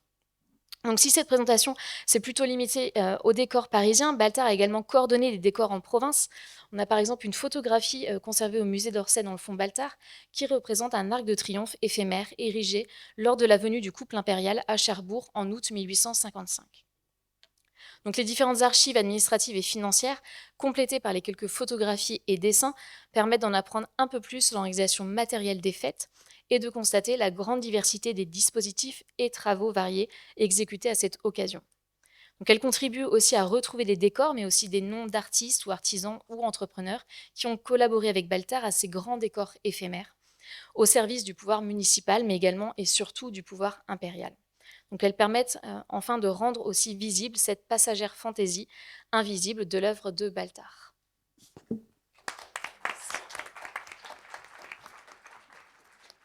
Merci beaucoup Elsa pour cette présentation et pour l'avancée de cette recherche originale par rapport à tout ce contexte. Alors, les fêtes publiques, les cérémonies, ce sont aussi des enterrements. Alors, on va changer de registre. Et après la Toussaint, en fait, on va retourner dans les cimetières avec Éric Sergent, qui est donc maître de conférences en histoire de l'art et du patrimoine à la Faculté des sciences économiques, sociales et juridiques, Université de Haute-Alsace. Pardon. Et il est aussi responsable du master muséologie, muséo-expographie et chercheur. Il va évoquer pour nous aussi en prime time Victor Baltard et l'architecture funéraire. Bien, merci pour cette présentation. Merci aux organisateurs pour cette journée et pour me donner l'opportunité donc de présenter quelques réflexions sur Victor Baltard et l'architecture funéraire. Simplement indiquer que ces réflexions sont nées dans le cadre de ma thèse de doctorat que j'avais menée à Lyon et que j'ai soutenu en 2022, qui portait justement sur l'art funéraire au XIXe siècle, donc les tombeaux érigés dans les cimetières. Je précise d'emblée que je ne parle pas de Baltard, gestionnaire de cimetières en tant qu'architecte, mais vraiment en tant que créateur de monuments funéraires privés. Alors qu'il est pensionnaire de deuxième année à l'Académie de France à Rome, Baltard envoie, outre des études des ordres du théâtre de Marcellus, un dessin du tombeau de Plotia à Tivoli et surtout une collection de tombeaux antiques et du Moyen Âge que vous voyez à l'écran. Cet envoi, a priori secondaire, suscite pourtant un intérêt réel. Ces dessins sont d'ailleurs mentionnés dans le rapport qui est fait par l'Académie des Beaux-Arts sur les envois des pensionnaires, et on précise que Baltard, je cite, paraît s'être proposé d'observer les modifications que les diverses époques ont fait subir à ce genre de monument. Cet ensemble présente de l'intérêt sous le rapport de l'histoire de l'architecture. Théophile Thoré, critique, est quant à lui dithyrambique, bien que surpris par ses dessins. Ce travail curieux, patient et habile mérite toutes sortes d'éloges. Il faut savoir gré aux jeunes artistes qui abandonnent la routine et cherchent avec inquiétude de nouvelles inspirations. Monsieur Baltard a d'ailleurs une grande facilité de main, et il a raison, vous voyez que les dessins sont magnifiques, comme exécution de plans. Ses lavis sont nets, fins et bien éclairés. En ce milieu des années 1830, le renouveau de l'architecture funéraire n'en est dans les cimetières français qu'à ses débuts. Ce sont en réalité les architectes dits romantiques, c'est-à-dire ceux qui obtiennent le prix de Rome dans les années 1820, les Duban, Labrouste, Duc, Vaudoyer, Constant Dufeu, qui s'emparent véritablement de cette question de l'architecture funéraire à leur retour en France, surtout donc dans la seconde moitié du XIXe siècle, et qui vont travailler particulièrement sur l'aspect symbolique, parlant, des formes architectoniques et ornementales. Baltard, quant à lui, apparaît donc comme un précurseur très différent qui va proposer des travaux comparatifs sur l'évolution de l'architecture funéraire au fil des siècles et qui va faire des propositions formelles tout à fait différentes. En raison de cet intérêt précoce du jeune architecte pour la question, il est pertinent, à mon avis, de proposer une étude des œuvres funéraires qu'il réalisa effectivement. Alors, ce n'est pas évident parce qu'en général, les architectes ne signent pas les tombeaux qu'ils réalisent. Baltard en a signé quelques-uns, vous allez le voir, mais c'est rarement le cas. Et puis, quand la signature a existé, malheureusement, elle a souvent disparu à cause du temps. Dans le cas de Baltard, l'architecte lui-même a établi une liste des tombeaux qu'il a réalisés, qui est reprise par Charles Garnier dans la notice nécrologique qu'il publie à l'Institut de France, et qui est basée sur la liste que Baltard lui-même avait écrite et qui est conservée aux Archives nationales. Comme l'avait déjà remarqué Pierre Pinon, Baltard a, comme tous les architectes de son temps, dessiné de nombreux tombeaux, mais, je cite, un peu plus que la plupart d'entre eux. Dans le temps court qui m'est imparti, je souhaite vous proposer donc une petite synthèse sur ces monuments funéraires exécutés par Baltard, en tentant d'identifier ses inspirations, ses innovations, mais aussi vous parler de ses liens, de son réseau interpersonnel, parce que vous allez voir qu'il dessine surtout les tombeaux de personnes avec lesquelles il est extrêmement lié, et ça va faire écho à ce qu'on a entendu ce matin. Il faudrait tout d'abord évoquer deux grands projets non réalisés, mais sur lesquels je ne m'étends pas parce que tout ça a été fait par d'autres historiens de l'architecture beaucoup mieux que moi, au premier rang desquels Christopher Mead, Alice Tomine ou Pierre Pinon. Je pense en particulier au concours de 1841 pour le tombeau de Napoléon, où il est sur 81 projets finalement placés dans les deux premiers avec Visconti, mais c'est finalement Visconti qui sera retenu. Baltard avait imaginé, je cite le rapport, un sarcophage de granit rouge dans une crypte décorée de mosaïques représentant les villes de France, dont la voûte bombée formait un léger arrondi au rez-de-chaussée, surmonté d'un cénotaphe où reposait le gisant de Napoléon. La crypte voûtée du projet de Baltard était reliée par un long couloir souterrain percé au-dessous de l'église à la cour des Invalides, où se trouvait son entrée, des portes de bronze situées dans la base d'une statue équestre de Napoléon. C'est ce que Xavier Mauduit a montré tout à l'heure. La commission jugea finalement favorablement le projet, mais lui préféra celui de Visconti parce que l'aspect ouvert plaisait mieux. Quelques années plus tard, en 1849, il est classé second pour le concours du tombeau de Monseigneur Affre, et archevêque de Paris, tué sur les barricades de 1848, pour lequel il avait imaginé cet édicule où vous voyez l'effigie du prélat et un bas-relief sur la base. Mais d'après Paul Sédy, qui est architecte et qui est l'un des biographes de Baltard, il ne fut classé, je cite, que second parce qu'il n'était pas catholique, paraît-il. Le projet fut finalement exécuté par Auguste Hyacinthe Debay. Ces deux échecs dans deux grands concours nationaux marquèrent sans doute durablement le jeune Baltard, et peut-être faut-il voir là une des explications finalement des caractéristiques qui sont celles des tombeaux de Baltard, c'est-à-dire une certaine simplicité et une certaine modestie. En effet, même si ces œuvres que je vais vous présenter restent exceptionnelles, je rappelle quand même que l'immense majorité des gens au XIXe siècle sont enterrés dans des terrains généraux, c'est-à-dire dans des sépultures très temporaires, hein, il n'empêche que toutes ces réalisations revêtent une simplicité particulière et finalement très significative. Loin des grands tombeaux bourgeois qui deviennent le stéréotype des cimetières urbains du XIXe siècle, Baltard dessine des œuvres modestes, souvent des stèles, dédiées à un individu et rarement à une famille entière. L'un des premiers tombeaux que réalise Baltard est celui du capitaine Salvador Barbier, au cimetière Montparnasse. Les archives nous permettent de saisir précisément les évolutions de la pensée de l'architecte pour ce projet. Il est érigé par la première compagnie du 4e bataillon à la mémoire de Salvador Barbier, professeur de mathématiques, capitaine de cette compagnie, et il est inauguré en mars 1844 au cimetière Montparnasse. Dès ce premier projet, Baltard porte son attention sur des détails dont il souhaite la pleine lisibilité. D'abord, il s'attache très particulièrement aux inscriptions. Je ne vous fais pas tout le détail, mais on a un dessin aux Archives nationales où on voit qu'il a vraiment hésité sur le texte et la forme que doit prendre le texte, où il faut aller à la ligne, etc. Il a vraiment une grande précision là-dessus. De plus, Baltard porte une attention particulière aux ornements du tombeau, dont le sens est très évident.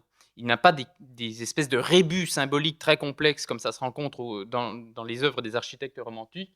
Lui, c'est finalement très lisible, des feuilles de chêne et des glands pour les décors du chapiteau des pilastres, une médaille commémorative de juillet 1830 que vous voyez juste en dessous, enfin que vous ne voyez pas d'ailleurs, juste en dessous du buste, dont il précise d'ailleurs qu'elle doit avoir 6 mm de saillie, c'est vraiment très précis, et il va dessiner sur les côtés du monument des ornements symboliques clairs, d'un côté le militaire, le sabre dans son fourreau, de l'autre le parchemin avec la plume et le pinceau pour évoquer le professeur.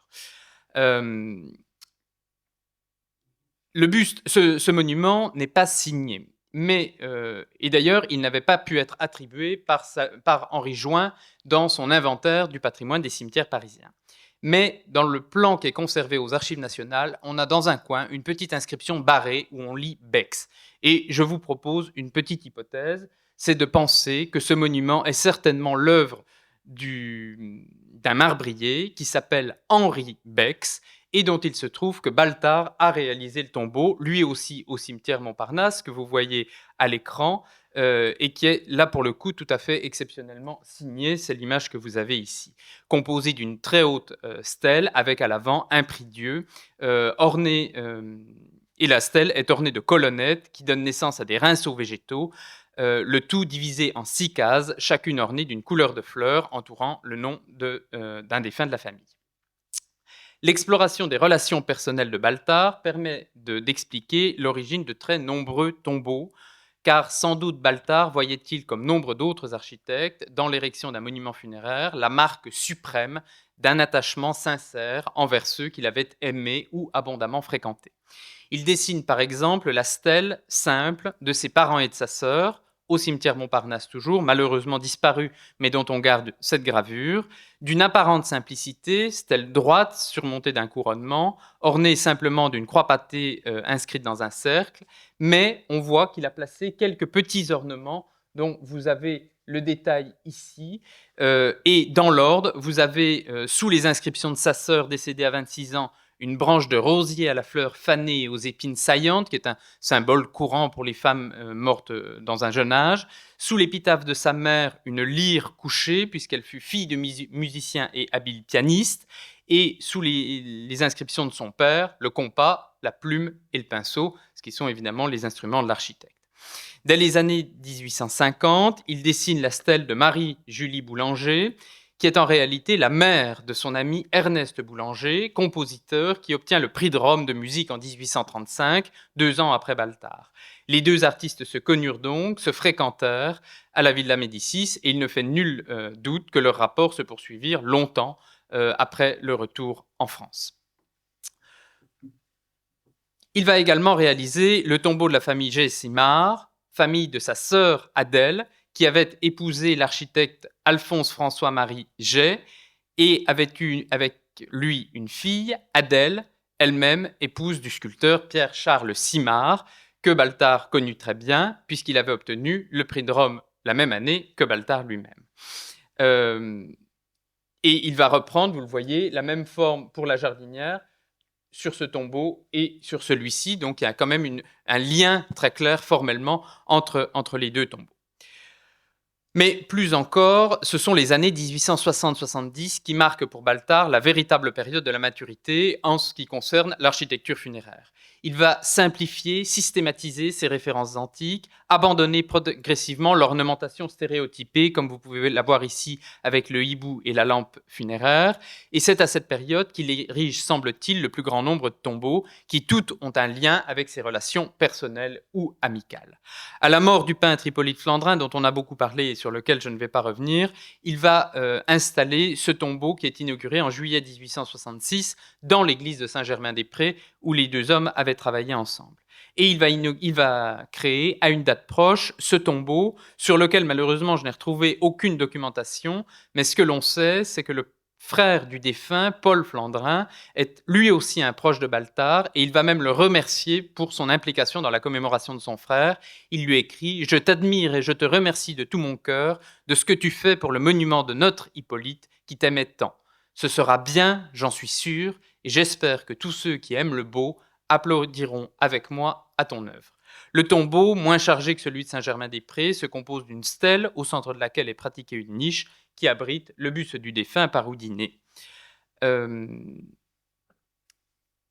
Deuxième monument très important, c'est évidemment celui de Jean-Auguste Dominique Ingres, qui avait pris la direction de l'Académie de France à Rome en 1835, et lorsqu'il disparut en 1867, l'architecte fut immédiatement chargé, sans doute par Madame Ingres, d'exécuter son tombeau. On voit que dans la correspondance, il a eu beaucoup d'idées pour ce tombeau de son maître. Il a fait plusieurs projets, l'un avec un gisant, l'autre avec un buste, un sarcophage, etc.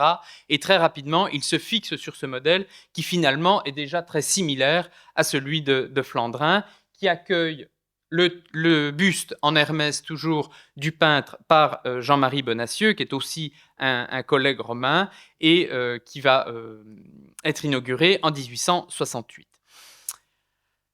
Un commentaire du Moniteur des architectes indique à ce sujet que le monument est simple, comme Ingres fut simple, correct comme son dessin, noble comme sa peinture. Donc vous voyez qu'il y a vraiment cette idée de simplicité et de modestie que l'on retrouve partout.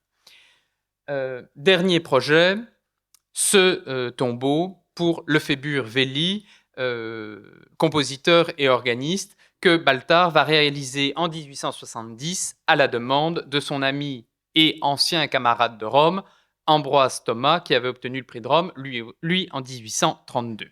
Et ce monument qui est inauguré en 1873, vous le voyez finalement, ces trois monuments ont une structure assez semblable, avec à chaque fois le buste en Hermès et un monument, une stèle qui est inspirée des formes antiques. Bien, j'avance parce qu'évidemment il me reste peu de temps, mais je souhaiterais évoquer 3 derniers monuments très rapidement, qui sont des monuments moins documentés, mais qui me semblent très intéressants pour les liens qui existent dans la construction. Et en particulier celui-ci de Léon Rostand, que Baltard avait imaginé au départ de cette manière-ci, c'est-à-dire avec un buste en Hermès, donnant la primauté à l'architecture et non à la sculpture. Et finalement, ce qui a été réalisé, c'est ceci, avec ce très grand motif en bronze, ce très grand portrait en pied en bronze, par Louis Schroeder. Et il n'est peut-être pas inutile de noter que le statuaire qu'est choisi, Schroeder, est en réalité l'époux de Léa Bain, qui est la nièce de Baltard, la fille de sa sœur Caroline. Et donc peut-être que là, il a fait une concession au statuaire en disant Ok, on peut donner un peu plus de place à la sculpture parce que c'est quelqu'un de la famille, mais vous voyez qu'il reste dans ce vocabulaire ornemental et architectonique très inspiré de l'Antiquité gréco-romaine et grecque en particulier ici. Vous retrouvez dans le fronton la coupe d'Hygie, qui est le symbole du médecin, etc. Et à nouveau, le monument est de manière exceptionnelle daté et sculpté. Signé, pardon. Un autre exemple plus surprenant, c'est celui-ci qui est au cimetière de Bagneux. C'est le seul qui n'est pas dans les cimetières parisiens que j'ai réussi à retrouver et qui est bien documenté parce que Baltard va écrire à sa fille Paul ceci. « Je m'occupe du tombeau de notre cher huilier. Lorsque j'en ai fait la proposition, mais avec toute réserve, car il se pouvait qu'ils eussent, la famille, d'autres idées, on m'a répondu « Nous y avions pensé. Le tombeau sera à Bagneux dans le nouveau cimetière créé par Huillier il y a quelques années lorsqu'il était maire de sa commune. Outre ce lien évident d'amitié qui unissait Baltard et Huillier, il est à remarquer que ce dernier est le notaire de la famille, et c'est en raison de ces liens que Baltard offrit de son plein gré de réaliser le tombeau de la famille, proposition que la famille a acceptée, accueillie très favorablement. Je termine avec ceci.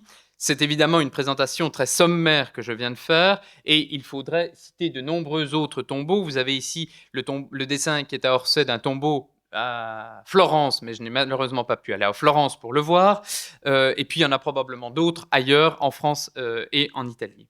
Mais je vais terminer avec celui-ci. Parce que dans les années 1870, il va dessiner ce dernier monument qui est celui de l'un de ses amis artistes proches, François Forster, graveur, premier Grand Prix de Rome de gravure en taille douce en 1814, qui est lui aussi un proche d'Ingres. Ce tombeau n'a, en l'état actuel de mes connaissances personnelles, jamais été mentionné dans la littérature récente sur Baltard. Vous voyez qu'il est dans un état assez pitoyable, et pourtant il figure bien dans la liste de Baltard. Il surmonte la sépulture de François Forster, mais aussi du graveur Bridoux, qui est un ami de Baltard parce qu'il avait obtenu le prix de Rome de gravure en 1834, et qui avait été le légataire universel en 1872 de Forster, qui est inhumé au même endroit. L'ensemble est simple. Simplement un sarcophage dont les angles sont ornés de pilastres, un couvercle à accroteur, et en bout du sarcophage, une stèle, large mais courte, au milieu de laquelle se dresse une antéfixe ornée d'une palmette, avec une inscription quasiment illisible, mais on lit « au maître vénéré et son élève », ce qui veut dire que probablement Bridoux est à l'origine de la commande. Ce tombeau, qui n'est sans doute pas le plus remarquable de ce que je viens de vous montrer, fournit en réalité un résumé des recherches de Baltard en matière funéraire, un lien intime avec le défunt et ou le commanditaire, simplicité des formes, précaution dans l'usage de l'ornementation, rigueur dans la composition, lisibilité du monument. Charles Garnier l'affirme dans l'éloge qu'il prononce à l'Académie des Beaux-Arts en 1874. Notre confrère, alors, eût pu devenir de la race de ces rêveurs subversifs qui pensent que l'architecture a pour but de faire parler les pierres et pour moyen l'emploi de rébus prétentieux.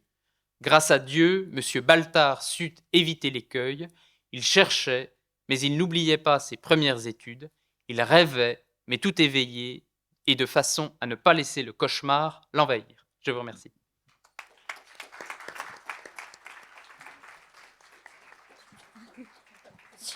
Merci beaucoup, Eric. Si je peux me permettre, je vous proposerais bien un petit moment, éventuellement s'il y a des questions. Et singulièrement, j'espère qu'Emeline ne m'en voudra pas, on va passer une séance de questions. Et singulièrement, si vous avez quelques questions pour Xavier Mauduit, dont l'emploi du temps est assez contraint également. Et donc, si à ce stade, vous avez quelques questions à poser, ça peut être le moment. Sur la première partie ou sur ces deux parties qui viennent de s'écouler. Et Emeline, il vous reviendra la conclusion avec le temps tout à fait nécessaire. Donc n'hésitez pas, si la présentation de Xavier Mauduit sur Napoléon III vous a suscité quelques questions, j'en vois une là-bas. À un moment donné, comme le tombeau de Napoléon III. Est-ce que c'est quelque chose qui a été pensé au moment de la construction de l'église Saint-Augustin, ou est-ce que c'est une idée qui est venue a posteriori, ou est-ce qu'elle est simplement actuelle pour le cas où on envisagerait... Enfin, voilà, c'est ça ma question. Je me la pose aussi. Ah bon? Non, c'est une excellente question. Il me C'est une semblait bien que Je c'était pense, net, cette histoire. non, je pense pas que ça a été conçu comme étant la tombe potentielle de l'empereur. J'imagine pas. C'est quelque chose qui arrive par la suite. Parce que le tombeau des Invalides sous le Second Empire ne bouge pas beaucoup. Il y a la sépulture de Saint-Leu, où se trouvait Charles Bonaparte, donc le père de Napoléon et le père de Louis, où se trouvait Louis Bonaparte et le frère aîné. Et donc la sépulture de Saint-Leu, c'est aussi un des sites qui est imaginé. Très vite, malgré tout, on sait bien que les Invalides deviennent un lieu extrêmement fort et symbolique. Et vous avez raison de le souligner, hein, c'est à quel moment on y pense. Je vous dis, pour le Second Empire, j'y pense pas. C'est quelque chose qui apparaît par la suite. Et pour le tombeau de Napoléon aux Invalides, il n'est pas tout seul, hein, il y a plein de gens. Le prince impérial, le roi de Rome, le fils de Napoléon Ier, mais qui a été rendu politiquement en 1940 au moment de l'occupation, voilà, avec les Français qui disaient on veut du charbon et les Allemands nous donnent des cendres. Mais voilà, c'était chic. Non, mais c'est une très bonne question. Mais en plus, enfin, Eric, vous allez peut-être mieux répondre, mais il y a rien du tout qui est pensé à Saint-Augustin comme étant un lieu de tombeau. Non, non, je pense qu'il cherche juste tout le mettre, hein.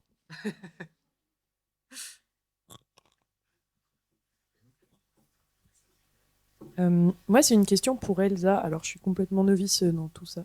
Mais c'est. En fait, par rapport au fait, est-ce qu'on a une idée du temps que ça prenait de préparer, enfin, je sais pas, l'événement pour la prise de Sébastopol en 1855? Est-ce qu'on a une idée du temps que ça prenait de monter ça, ou au moins quand ont été, enfin, combien de semaines ou de mois auparavant étaient commandées les choses? Parce que bon, on a vu qu'il y avait des bannières qui étaient faites en une nuit, mais le reste, enfin, et en quelle matière c'était aussi? Si c'était de la pierre ou si c'était du bois aussi. Alors, il cite les bannières, mais en réalité, c'est tous les décors pour cette prise. Pour Belloir, il a eu que la nuit pour faire les décors. Après, je sais, j'ai pas étudié en détail tous les, mais je pense que c'est possible parce qu'il y a vraiment tous les mémoires des travaux pour une fête. C'est des liasses parfaites en fait. Euh, pour la venue de la reine Victoria, on a absolument quasiment tout. Donc je pense qu'il y a peut-être moyen, en regardant dans les détails tous les mémoires, de pouvoir, pour la ville de Paris, les décors. Et c'est vrai que ça va très très vite à faire, hein, parce que ça, c'est du bois, c'est de la toile tendue aussi, toile peinte, et c'est très rapide. Moi, je suis normand de Vire, et dans le cas de Vire, Napoléon Ier devait venir en 1810. Il va à Cherbourg et en descendant, il pavoise la ville, mais comme juste c'est pas permis. Puis au dernier moment, il passe par la route par Bayeux, ils sont deg. Et quand Napoléon III, enfin Louis-Napoléon Bonaparte, président, doit passer à Vire pour l'inauguration de la gare, mais président, hein, et ou je sais plus trop ce qu'ils inaugurent. Et là, eux, ils sont un petit peu royalistes, donc ils disent on fait rien. Et il vient et il est empereur. Ça va très vite. Et moi, c'est une question, j'en profite. Vous avez parlé des financements. Et vous savez, à ce moment-là, on oublie ça, nous, mais il y a deux trésors.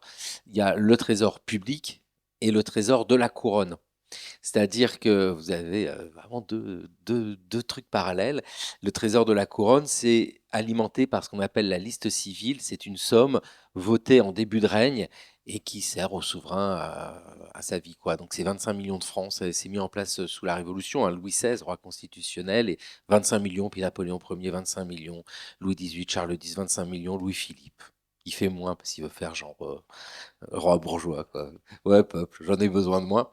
Et avec les revenus des biens de la couronne, c'est-à-dire les forêts, etc., il y a 5 millions à peu près en plus. Donc l'empereur dispose de 30 millions de francs. Donc il y a les palais, il y a tout ça. Est-ce que on voit des choses de la maison de l'empereur, de la liste civile qui passe, genre, ben, comme, je sais pas moi, comme une subvention pour aider la municipalité à construire un truc? Dans les mémoires de travaux, il n'y a pas la maison de l'empereur de mentionner, que ce soit pour les commandes ou pour les financements. Il y a vraiment une séparation assez nette. Ouais, c'est vraiment la municipalité, la ville qui veut faire quelque chose pour faire plaisir. Ouais, c'est Exactement, vraiment oui, ça. oui, on voit bien, ces 2, même pour les décors, c'est vraiment deux commandes différentes à chaque Ouais. fois. Et on voit bien en 1856 quand naît le prince impérial. Non, non, oui, 1856 c'est le berceau et 1853 au moment du mariage c'est le collier en diamant que la ville offre à la nouvelle impératrice. Et là encore une posture, elle dit non, j'en veux pas. De toute façon, ils vont nous le voler. Elle le veut pas et elle dit utiliser la somme pour créer une fondation. Et c'est aujourd'hui la fondation Eugène, enfin du côté de Nation. Et quand vous regardez le bâtiment, il a la forme du collier. Donc, ouais, mais c'est oui, en fait, sont des messages envoyés en fait de la municipalité avec le pouvoir dans les deux sens, quoi. Et autre anecdote, de la séparation, au moment du mariage de l'empereur, il y a, on restaure, ce qui se pratiquait déjà sous Napoléon, les mariages de jeunes filles, Mmh. qu'on donc on retrouve dans les dossiers de conserve aux Archives de Paris, des mariages, de, jeunes filles qu'on va marier avec de jeunes hommes. Donc on demande au maire d'arrondissement de recenser 28 jeunes filles, pour la ville de Paris qui vont être mariées, à l'occasion. Donc on a le détail de toutes ces jeunes filles et ça, c'est la ville de Paris qui organise ça et qui va financer. Mais on retrouve par exemple, on demande au maire de ne pas choisir les bouquets des mariés ni les robes des mariés parce que Eugénie veut choisir elle-même les bouquets de mariés et les robes.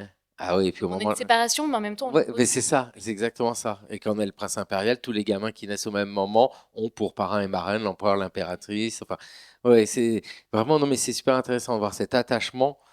Non, comment on crée un attachement à la famille.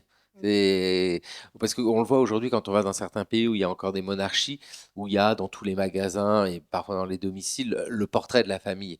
C'était vraiment le cas sous le Second Empire, mais par affinité sans doute, mais aussi parce qu'il y a une politique dure, sans cesse, constante, et on met ça dans les esprits. Faut pas oublier que le Second Empire, ça dure 18 ans. On pourrait même étendre un petit peu si on prend le temps de la présidence. 18 ans, c'est hyper long. Macron, c'est 10.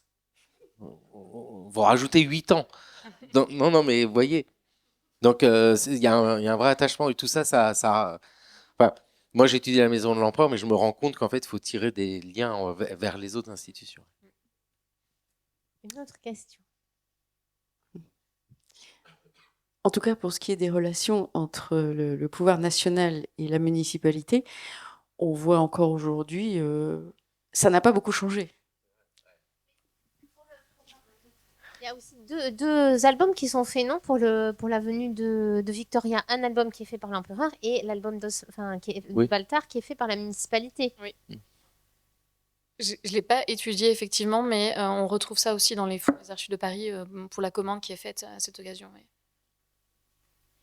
À propos des fêtes, quand le service des fêtes et célébrations est rétabli, alors il s'appelle plus menu plaisir parce que ça fait trop ancien régime, mais au moment où c'est Itorf qui le prend en charge, il y avait une notion de gestion des stocks. C'est-à-dire qu'on était censé réemployer des choses d'une célébration. Alors, est-ce qu'elle existe encore, cette notion de gestion des stocks, sous le Second Empire? Ou est-ce que, non, on largue, on met ailleurs, enfin, je ne sais pas. Qu'est-ce qu'on fait des stocks? Là, je n'ai pas la réponse parce que c'est vraiment ce que j'ai étudié, c'est vraiment les mémoires des travaux. Donc, c'est pas du tout le même fond pour la gestion des stocks. Donc, j'ai pas. Et je pense que oui. Enfin, Je pense oui. moi, je connais pas la municipalité, je vous dis, je connais plus les palais impériaux, mais tout est inventorié, mais à la serviette près, à la cuillère près. Tout est connu dans le détail. C'est d'ailleurs très impressionnant de voir cette administration ultra efficace en France, on la voit bien, mais qui se décline dans chaque institution et même au plus bas. Et on connaît tout partout, on sait tout. Et je le vois bien, mais on sait que c'est encore aujourd'hui comme ça. Voilà, dans toutes les institutions. Dès qu'il y a besoin de mettre en place quelque chose, bah là, il nous faut une estrade, il nous faut tout ça, bah, il n'y a pas de problème, parce qu'on a toujours un local avec tout ça. Et quand vous allez au palais de Compiègne, bon, vous pouvez le visiter, bien sûr, où il y a le musée du Second Empire, et c'est là où il y avait les séries, hein, les séries d'invités à l'automne qui venaient, et l'empereur, l'impératrice partageaient, enfin, où les invités partageaient leur quotidien. Et certains appartements d'invités sont restés dans leur jus, 1870. Donc ça, c'est intéressant toujours, mais toutes les coulisses, c'est-à-dire les caves, tout ce réseau hallucinant, et vous avez encore à la craie, ça se visite pas tout ça, mais vous avez encore à la craie les indications données par le petit personnel pour la circulation et tout ce qui est guéri, toutes ces choses-là. Compiègne, c'est tout à fait le genre de truc qu'ils ont gardé. Par exemple, vous avez à Compiègne des salles entières de commodes, des salles entières de pots de chambre. Parce qu'il y en avait des dizaines de dizaines. Alors, c'est pas beau, au sens où c'est pas des objets de valeur, et c'est fabriqué de manière quasi industrielle, et tout ça, c'est conservé. Et donc, je pense que, voilà, il y avait 70 pots de chambre, et on savait très bien utiliser ça. On stockait, on ressortait. Enfin, ils étaient très habiles. Où on louait aussi. Pour Belloir, par exemple, pour la fête en l'honneur de Victoria au cirque Napoléon, il y a des locations. Ils louent du matériel, ils louent des chaises, etc. Alors, effectivement, on parle d'une époque où l'on ne gaspillait pas. Et c'était très important dans l'économie et dans les budgets. Alors, justement, on ne gaspillait pas les meubles, les matériaux, mais on ne gaspillait pas non plus l'alimentation.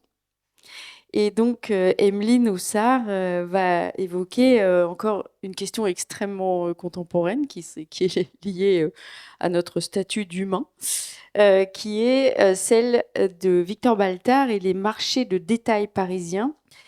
On voit bien à quoi ça fait référence, mais c'est surtout la question du modèle sur laquelle travaille Emeline.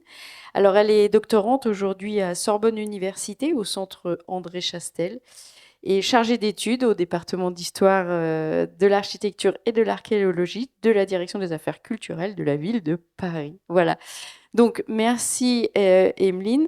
On aura éventuellement quelques questions s'il en a pour elle à la fin de son intervention. Nous sommes parfaitement dans les temps. Je vous remercie et je te passe la parole. Merci beaucoup.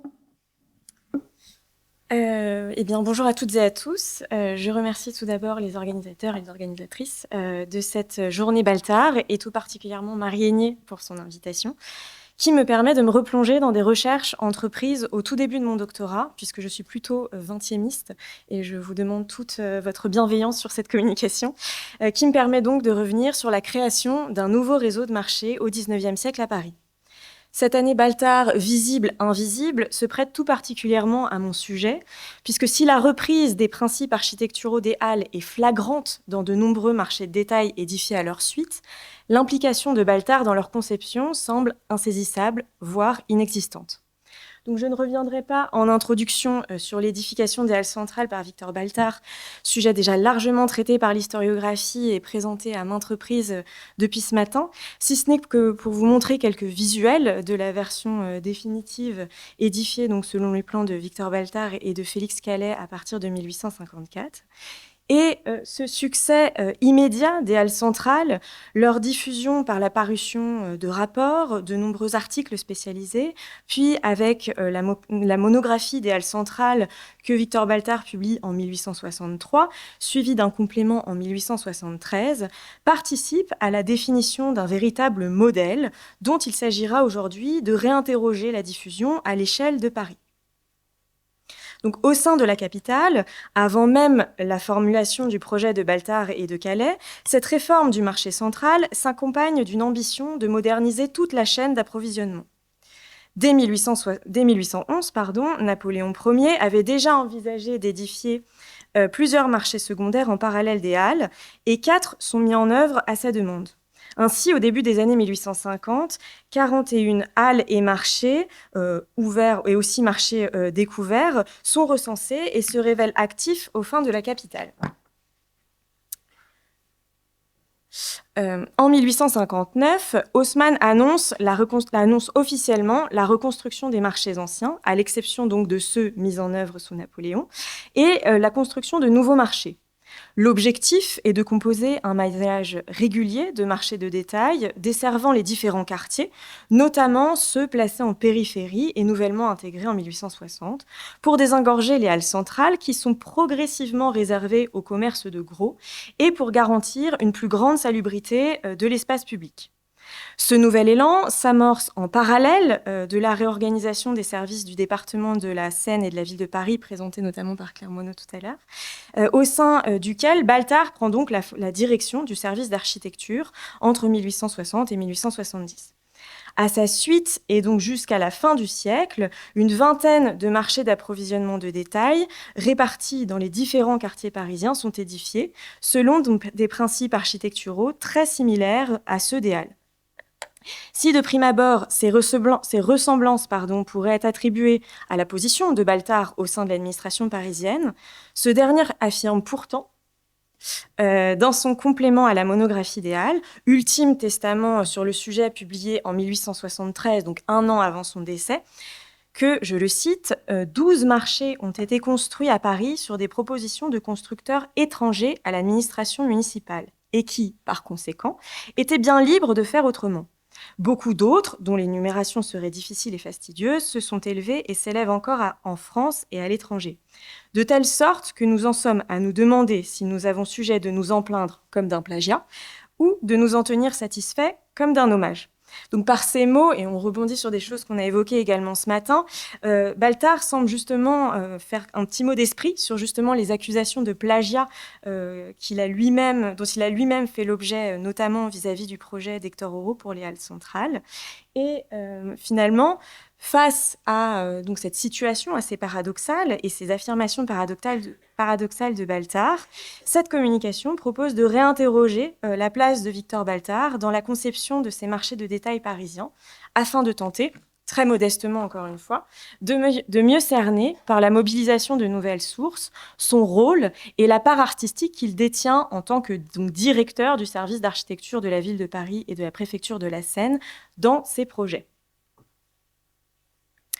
Donc je commence par des éléments qui ont déjà été abordés par Alice Thomine dans un certain nombre de ses publications et également par Florie Allard, pour mieux comprendre justement que les liens que Baltard entretient avec les marchés de détail parisiens. Donc tout d'abord, il convient de considérer les marchés spécialisés pour lesquels certains chercheurs ont déjà démontré son implication, à commencer évidemment par les abattoirs de la Villette, conçus par Baltard et dont la direction des travaux est déléguée à Adolphe Janvier, architecte de la ville en charge des 19e et 20e arrondissements.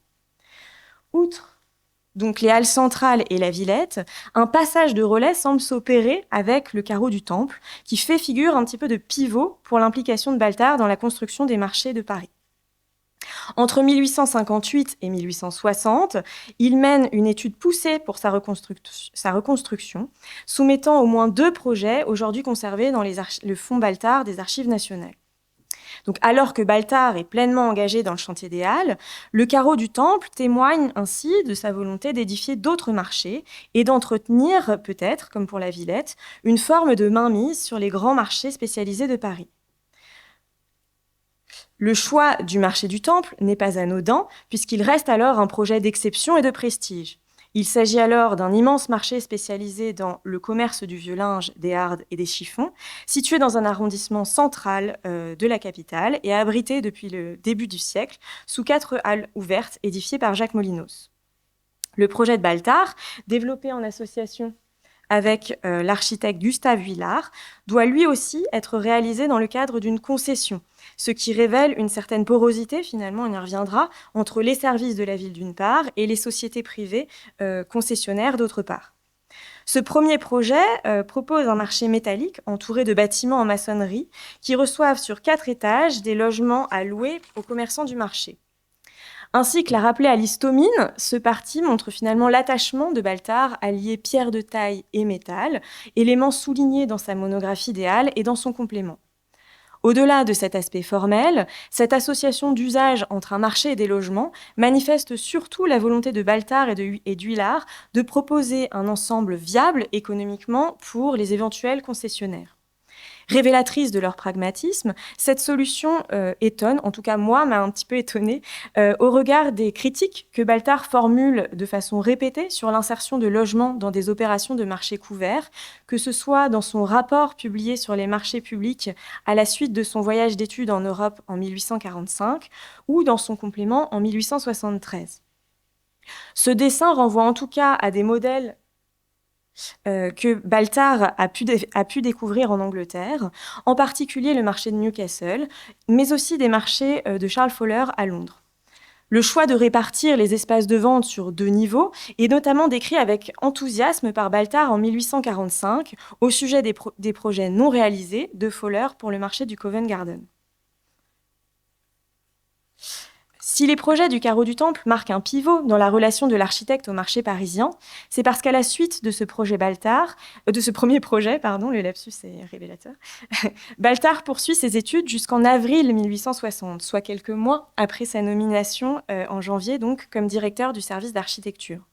À cette date, fort de sa fonction, il transmet directement au préfet les plans de cette nouvelle version, accompagnés d'une lettre explicative, les potentiels concessionnaires ayant déjà refusé ce projet en raison de son coût trop élevé. Les archives ont conservé plusieurs dessins et plans aquarellés de grande qualité, que je ne peux pas m'empêcher de ne pas vous montrer, qui révèle un projet encore plus abouti et plus monumental, proposant un marché rectangulaire surmonté de corps de bâtiments s'élevant cette fois-ci sur 6 niveaux. Au centre, la charpente métallique du marché, placée à R+1, est dotée de 2 lanterneaux perpendiculaires qui viennent éclairer en intérieur les circulations principales. Ce premier corps de bâtiment est associé à un second de forme circulaire, flanqué de 4 tourelles octogonales, qui semblent faire à la fois écho aux halles centrales avec la halle au blé, comme l'a déjà proposé Marc Lecoeur en 2014, mais aussi à l'ancienne rotonde du carreau promise à la démolition. Ce recours à une imposante coupole peut également renvoyer au Borough Market de Londres, dont la rotonde est conséquente et déjà remarquée par l'architecte dans son rapport de 1845. Le projet de Baltar et d'Huillard témoigne en tout cas d'une recherche de monumentalité pour ce type d'équipement et d'une inventivité architecturale et programmatique qui s'éloigne finalement de la formule des halles centrales. Non sans ironie, et comme l'a déjà souligné Alice Thomine, c'est en fin de compte le projet de Jules de Mérindol, plus fidèle aux dispositions des halles centrales, qui est retenu, tant et si bien qu'Haussmann en attribuera la paternité à Baltar dans ses mémoires. Si le projet de Baltar est refusé en raison de son coût de construction, son pragmatisme visant à fidéliser les commerçants et à rentabiliser l'exploitation du marché aurait pourtant, peut-être, pu limiter l'ampleur de l'échec économique du carreau du Temple. Alors, ce refus aurait-il constitué une sorte de blessure d'orgueil pour Baltar, l'incitant à se détourner de la conception directe des marchés à Paris ? Si cet aspect ne peut être totalement écarté, son absence, et cela a été déjà maintes fois souligné, des projets menés à la suite, s'explique plutôt par l'organisation du service d'architecture, par ses responsabilités très prenantes, peu compatibles avec l'ampleur du maillage de marché à réaliser, et dont la mise en œuvre est rendue possible uniquement par un système de concession privée. Que ce soit donc par choix personnel ou en raison de ses obligations professionnelles, Baltar ne réalise plus aucun autre marché à Paris, en tout cas de manière directe, soulignant même dans son complément de 1873 une liberté supposée dont jouissent les architectes chargés de leur conception.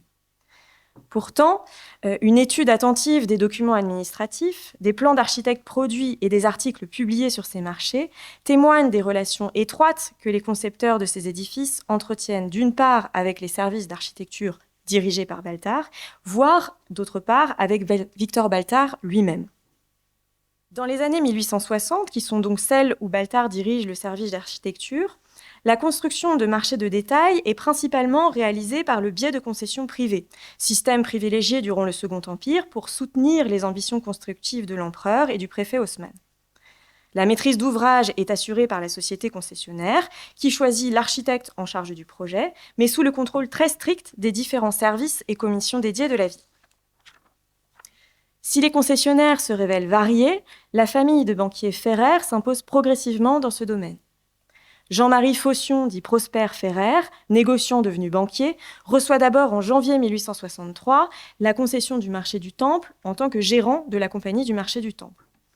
De février 1864 à décembre 1865, il signe de multiples traités de concession, que vous pouvez voir à l'écran, pour la réalisation d'un certain nombre de marchés répartis dans la capitale. Si 6 autres marchés sont annoncés à l'étude en 1865, l'échec commercial assez fulgurant d'une partie d'entre eux conduit à leur abandon. Alors que Ferrer et Cie se voit confier donc la majorité des marchés édifiés au cours des années 1860, d'autres particuliers et leurs sociétés procèdent à des opérations similaires, bien que plus ponctuelles, à l'instar d'un certain monsieur Degnon pour le marché de Grenelle, de monsieur Perdreau pour le marché des Missions, dit aussi le marché Saint-Maur-Saint-Germain, ou encore de Charles Guillard pour le marché des Termes. Si les architectes de ces marchés ne sont pas tous identifiés à ce jour, certains en réalisent plusieurs, comme Jules de Mérindol, auteur du carreau du Temple et du marché Saint-Honoré, ou Henri Dubois, architecte des marchés de la Porte Saint-Martin, de l'Europe ou encore des Gobelins. À noter, le marché de Grenelle est conçu par Alfred Normand, qui est un architecte de la ville pour les 15e et 16e arrondissements, quand celui des Ternes est confié à Félix Langlais, inspecteur des travaux de la ville, ce qui témoigne, encore une fois, de la possibilité des architectes de la ville d'en assurer directement la maîtrise d'œuvre, en nuançant déjà donc les affirmations de Baltard et laissant de nombreuses pistes pour attribuer un certain nombre de marchés. Si les maîtres d'ouvrage et les maîtres d'œuvre varient donc selon les édifices, tous les marchés construits à cette période reprennent, vous le voyez, les principes architecturaux des halles centrales. Leurs élévations allient un soubassement en pierre, un remplissage de briques et de larges baies, associés à des structures alliant colonnes de fonte et charpentes métalliques finement ouvragées. Ils adoptent toutefois des plans assez variés. Certains marchés, comme celui de Saint-Quentin, doivent s'adapter aux contraintes de la parcelle, quand d'autres, comme le marché Saint-Honoré ou plus tard le marché Nicole, reprennent la division en plusieurs pavillons des marchés préexistants qu'ils remplacent, sans toutefois recourir aux hautes rues couvertes ou au système de double lanterne du modèle des halles centrales. Enfin, quelques-uns des autres marchés nouvellement édifiés s'éloignent du plan strictement quadrangulaire privilégié pour ces édifices pour embrasser des formes plus arrondies, comme c'est le cas du marché des Gobelins. Certes plus modestes, ne serait-ce que par leur dimension, ces marchés de détail demeurent considérés comme de véritables monuments qui ajoutent au prestige de la capitale et sont notamment présentés dans différentes expositions internationales et universelles aux côtés des halles centrales ou du marché de la Villette. Au-delà d'un simple intérêt de la part des architectes et des constructeurs, la reprise de ce modèle Baltard s'explique surtout par une volonté politique et par la vigilance que les services de la préfecture accordent au traitement architectural de ces marchés, comme le montre la consultation de documents administratifs. Les traités de concession stipulent en effet que les marchés doivent être de fait réalisés en fer ou en fonte de fer et sont systématiquement édifiés sous la surveillance d'un architecte de la ville désigné par le préfet. Les dimensions du marché, de leurs caves, de même que le nombre et la taille de leurs étals, sont précisés par les services de la ville, tandis que le service d'architecture doit donner son accord sur les plans et devis fournis, assurant ainsi un contrôle sur la composition des édifices et de leurs intérieurs. Les échanges entre Baltard et Émile Jacques Guibert, chef de la première division des travaux d'architecture et notamment chargé entre 1860 et 1869 des halles et des marchés, renseignent la volonté d'Haussmann d'appliquer le modèle des halles centrales au marché de détail de Paris. Baltard doit même transmettre en ce sens leur plan à la première division.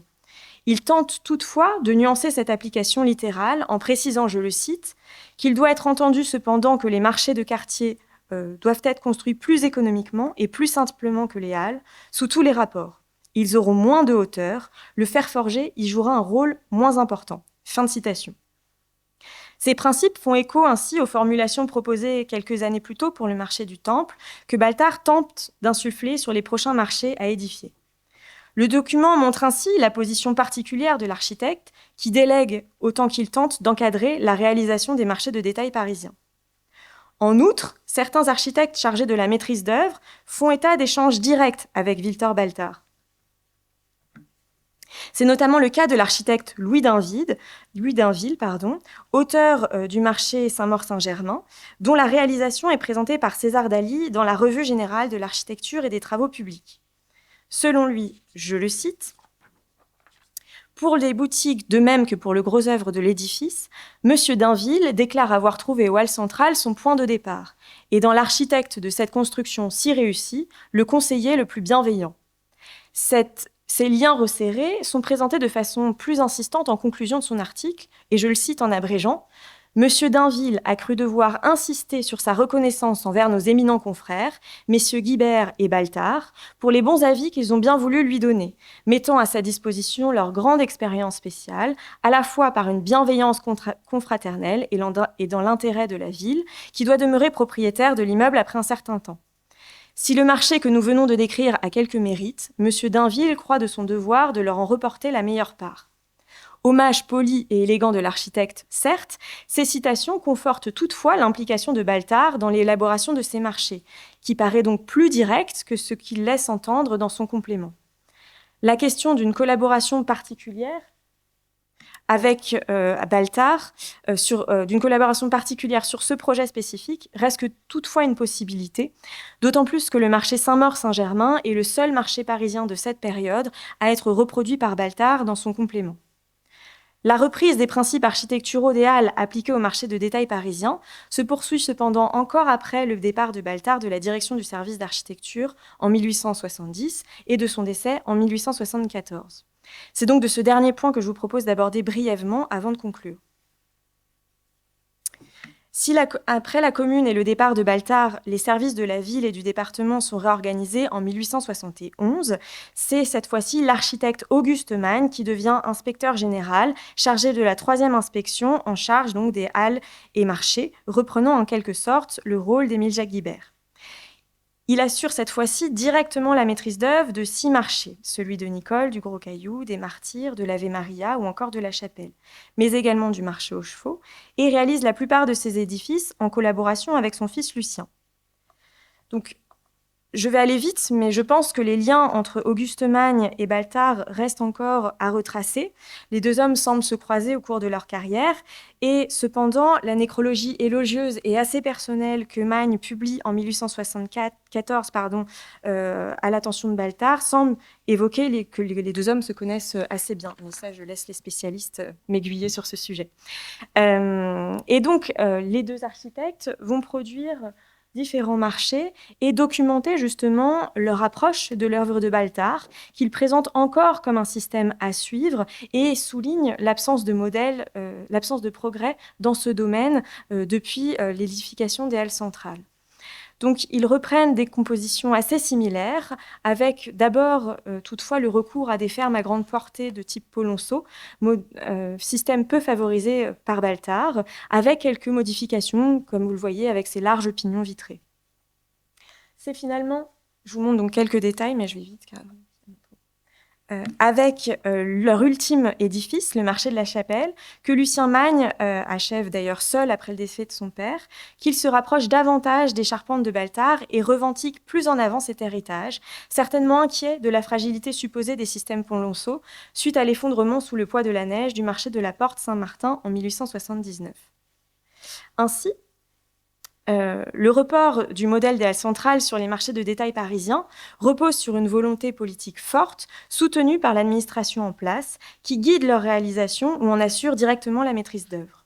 Si Baltard ne réalise aucun de ces édifices et prend dans ses écrits ses distances avec ses réalisations, une analyse approfondie révèle pourtant une transmission de documents et sa présence auprès de certains architectes chargés de leur conception.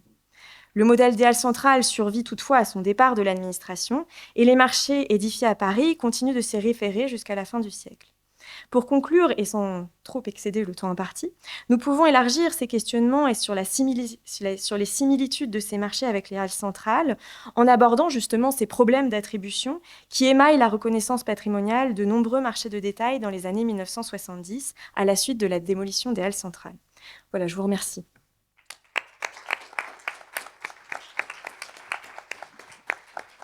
Un grand merci pour cette présentation largement étayée et qui va très bien pour la connaissance du 19e siècle, où on voit se mettre en place un certain nombre de processus qui vont durer au 20e siècle. Alors, il nous reste quelques minutes. Une question, une remarque, une intervention?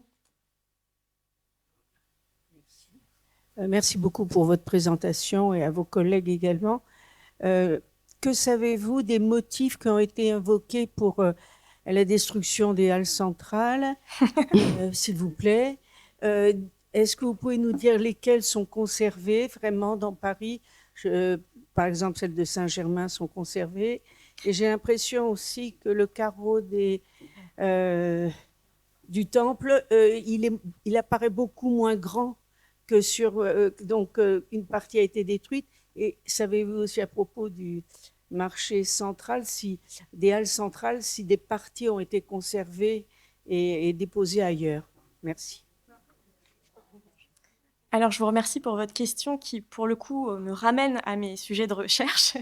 Alors, pour ce qui est du marché Saint-Germain, je ne sais pas si on peut dire qu'il a été conservé, puisqu'il a été largement démembré au cours des années 1970-1980, et qu'il s'agit, à mon sens en tout cas, davantage d'une restitution qui est menée par l'architecte Olivier Clément Cacoub au début des années 1980, qu'une véritable sauvegarde du marché. Mais bon, là, c'est un sujet éminemment sensible. Pour ce qui est du carreau du temple, effectivement, il a été largement amputé, puisque, comme je le disais, ça a été un échec économique extrêmement fulgurant et rapide, ce qui fait que la ville, pour essayer de compenser les difficultés économiques de la société concessionnaire, va d'abord reprendre en régie directe une partie du marché, en y insérant justement un marché alimentaire dans les années 1880, avant de reprendre l'entièreté du bâtiment en régie directe à la toute fin du siècle, ce qui ne suffira pas à redresser finalement sa situation économique.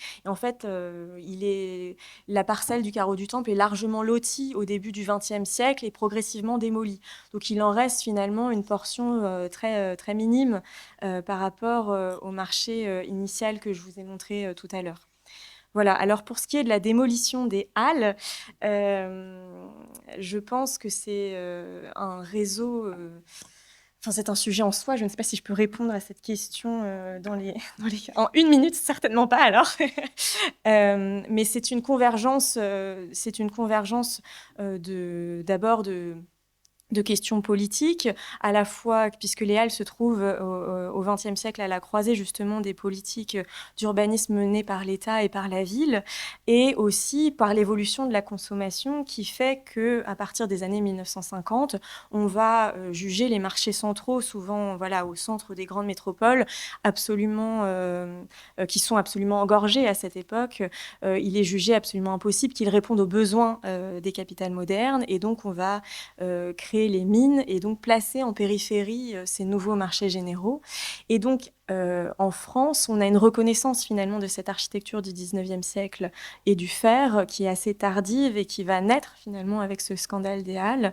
Et finalement, la machine administrative et je résume du mieux que je peux en 1 minute, va faire qu'en fait, il va être trop tard lorsqu'on va se rendre compte véritablement de l'importance finalement pour l'histoire et pour l'architecture de Paris des Halles centrales de Baltard. Voilà.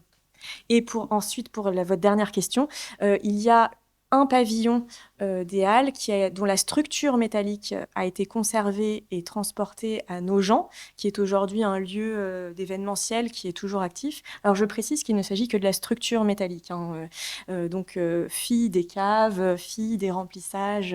Donc voilà, c'est quand même on est dans une sauvegarde patrimoniale qui marquée par aussi son temps de la fin des années 70 et des années 1980. Et il y a aussi les structures métalliques des caves qui ont aussi été achetées, parce qu'en fait les halles ont été démembrées et vendues aux enchères après leur démolition, qui ont été achetées et qui se trouvent actuellement au Japon. Alors j'ai oublié la ville exacte. Alors on dit souvent que c'est un pavillon entier, c'est vraiment juste la structure métallique des caves. Voilà. Et je crois que j'ai répondu à tous les éléments de vos questions.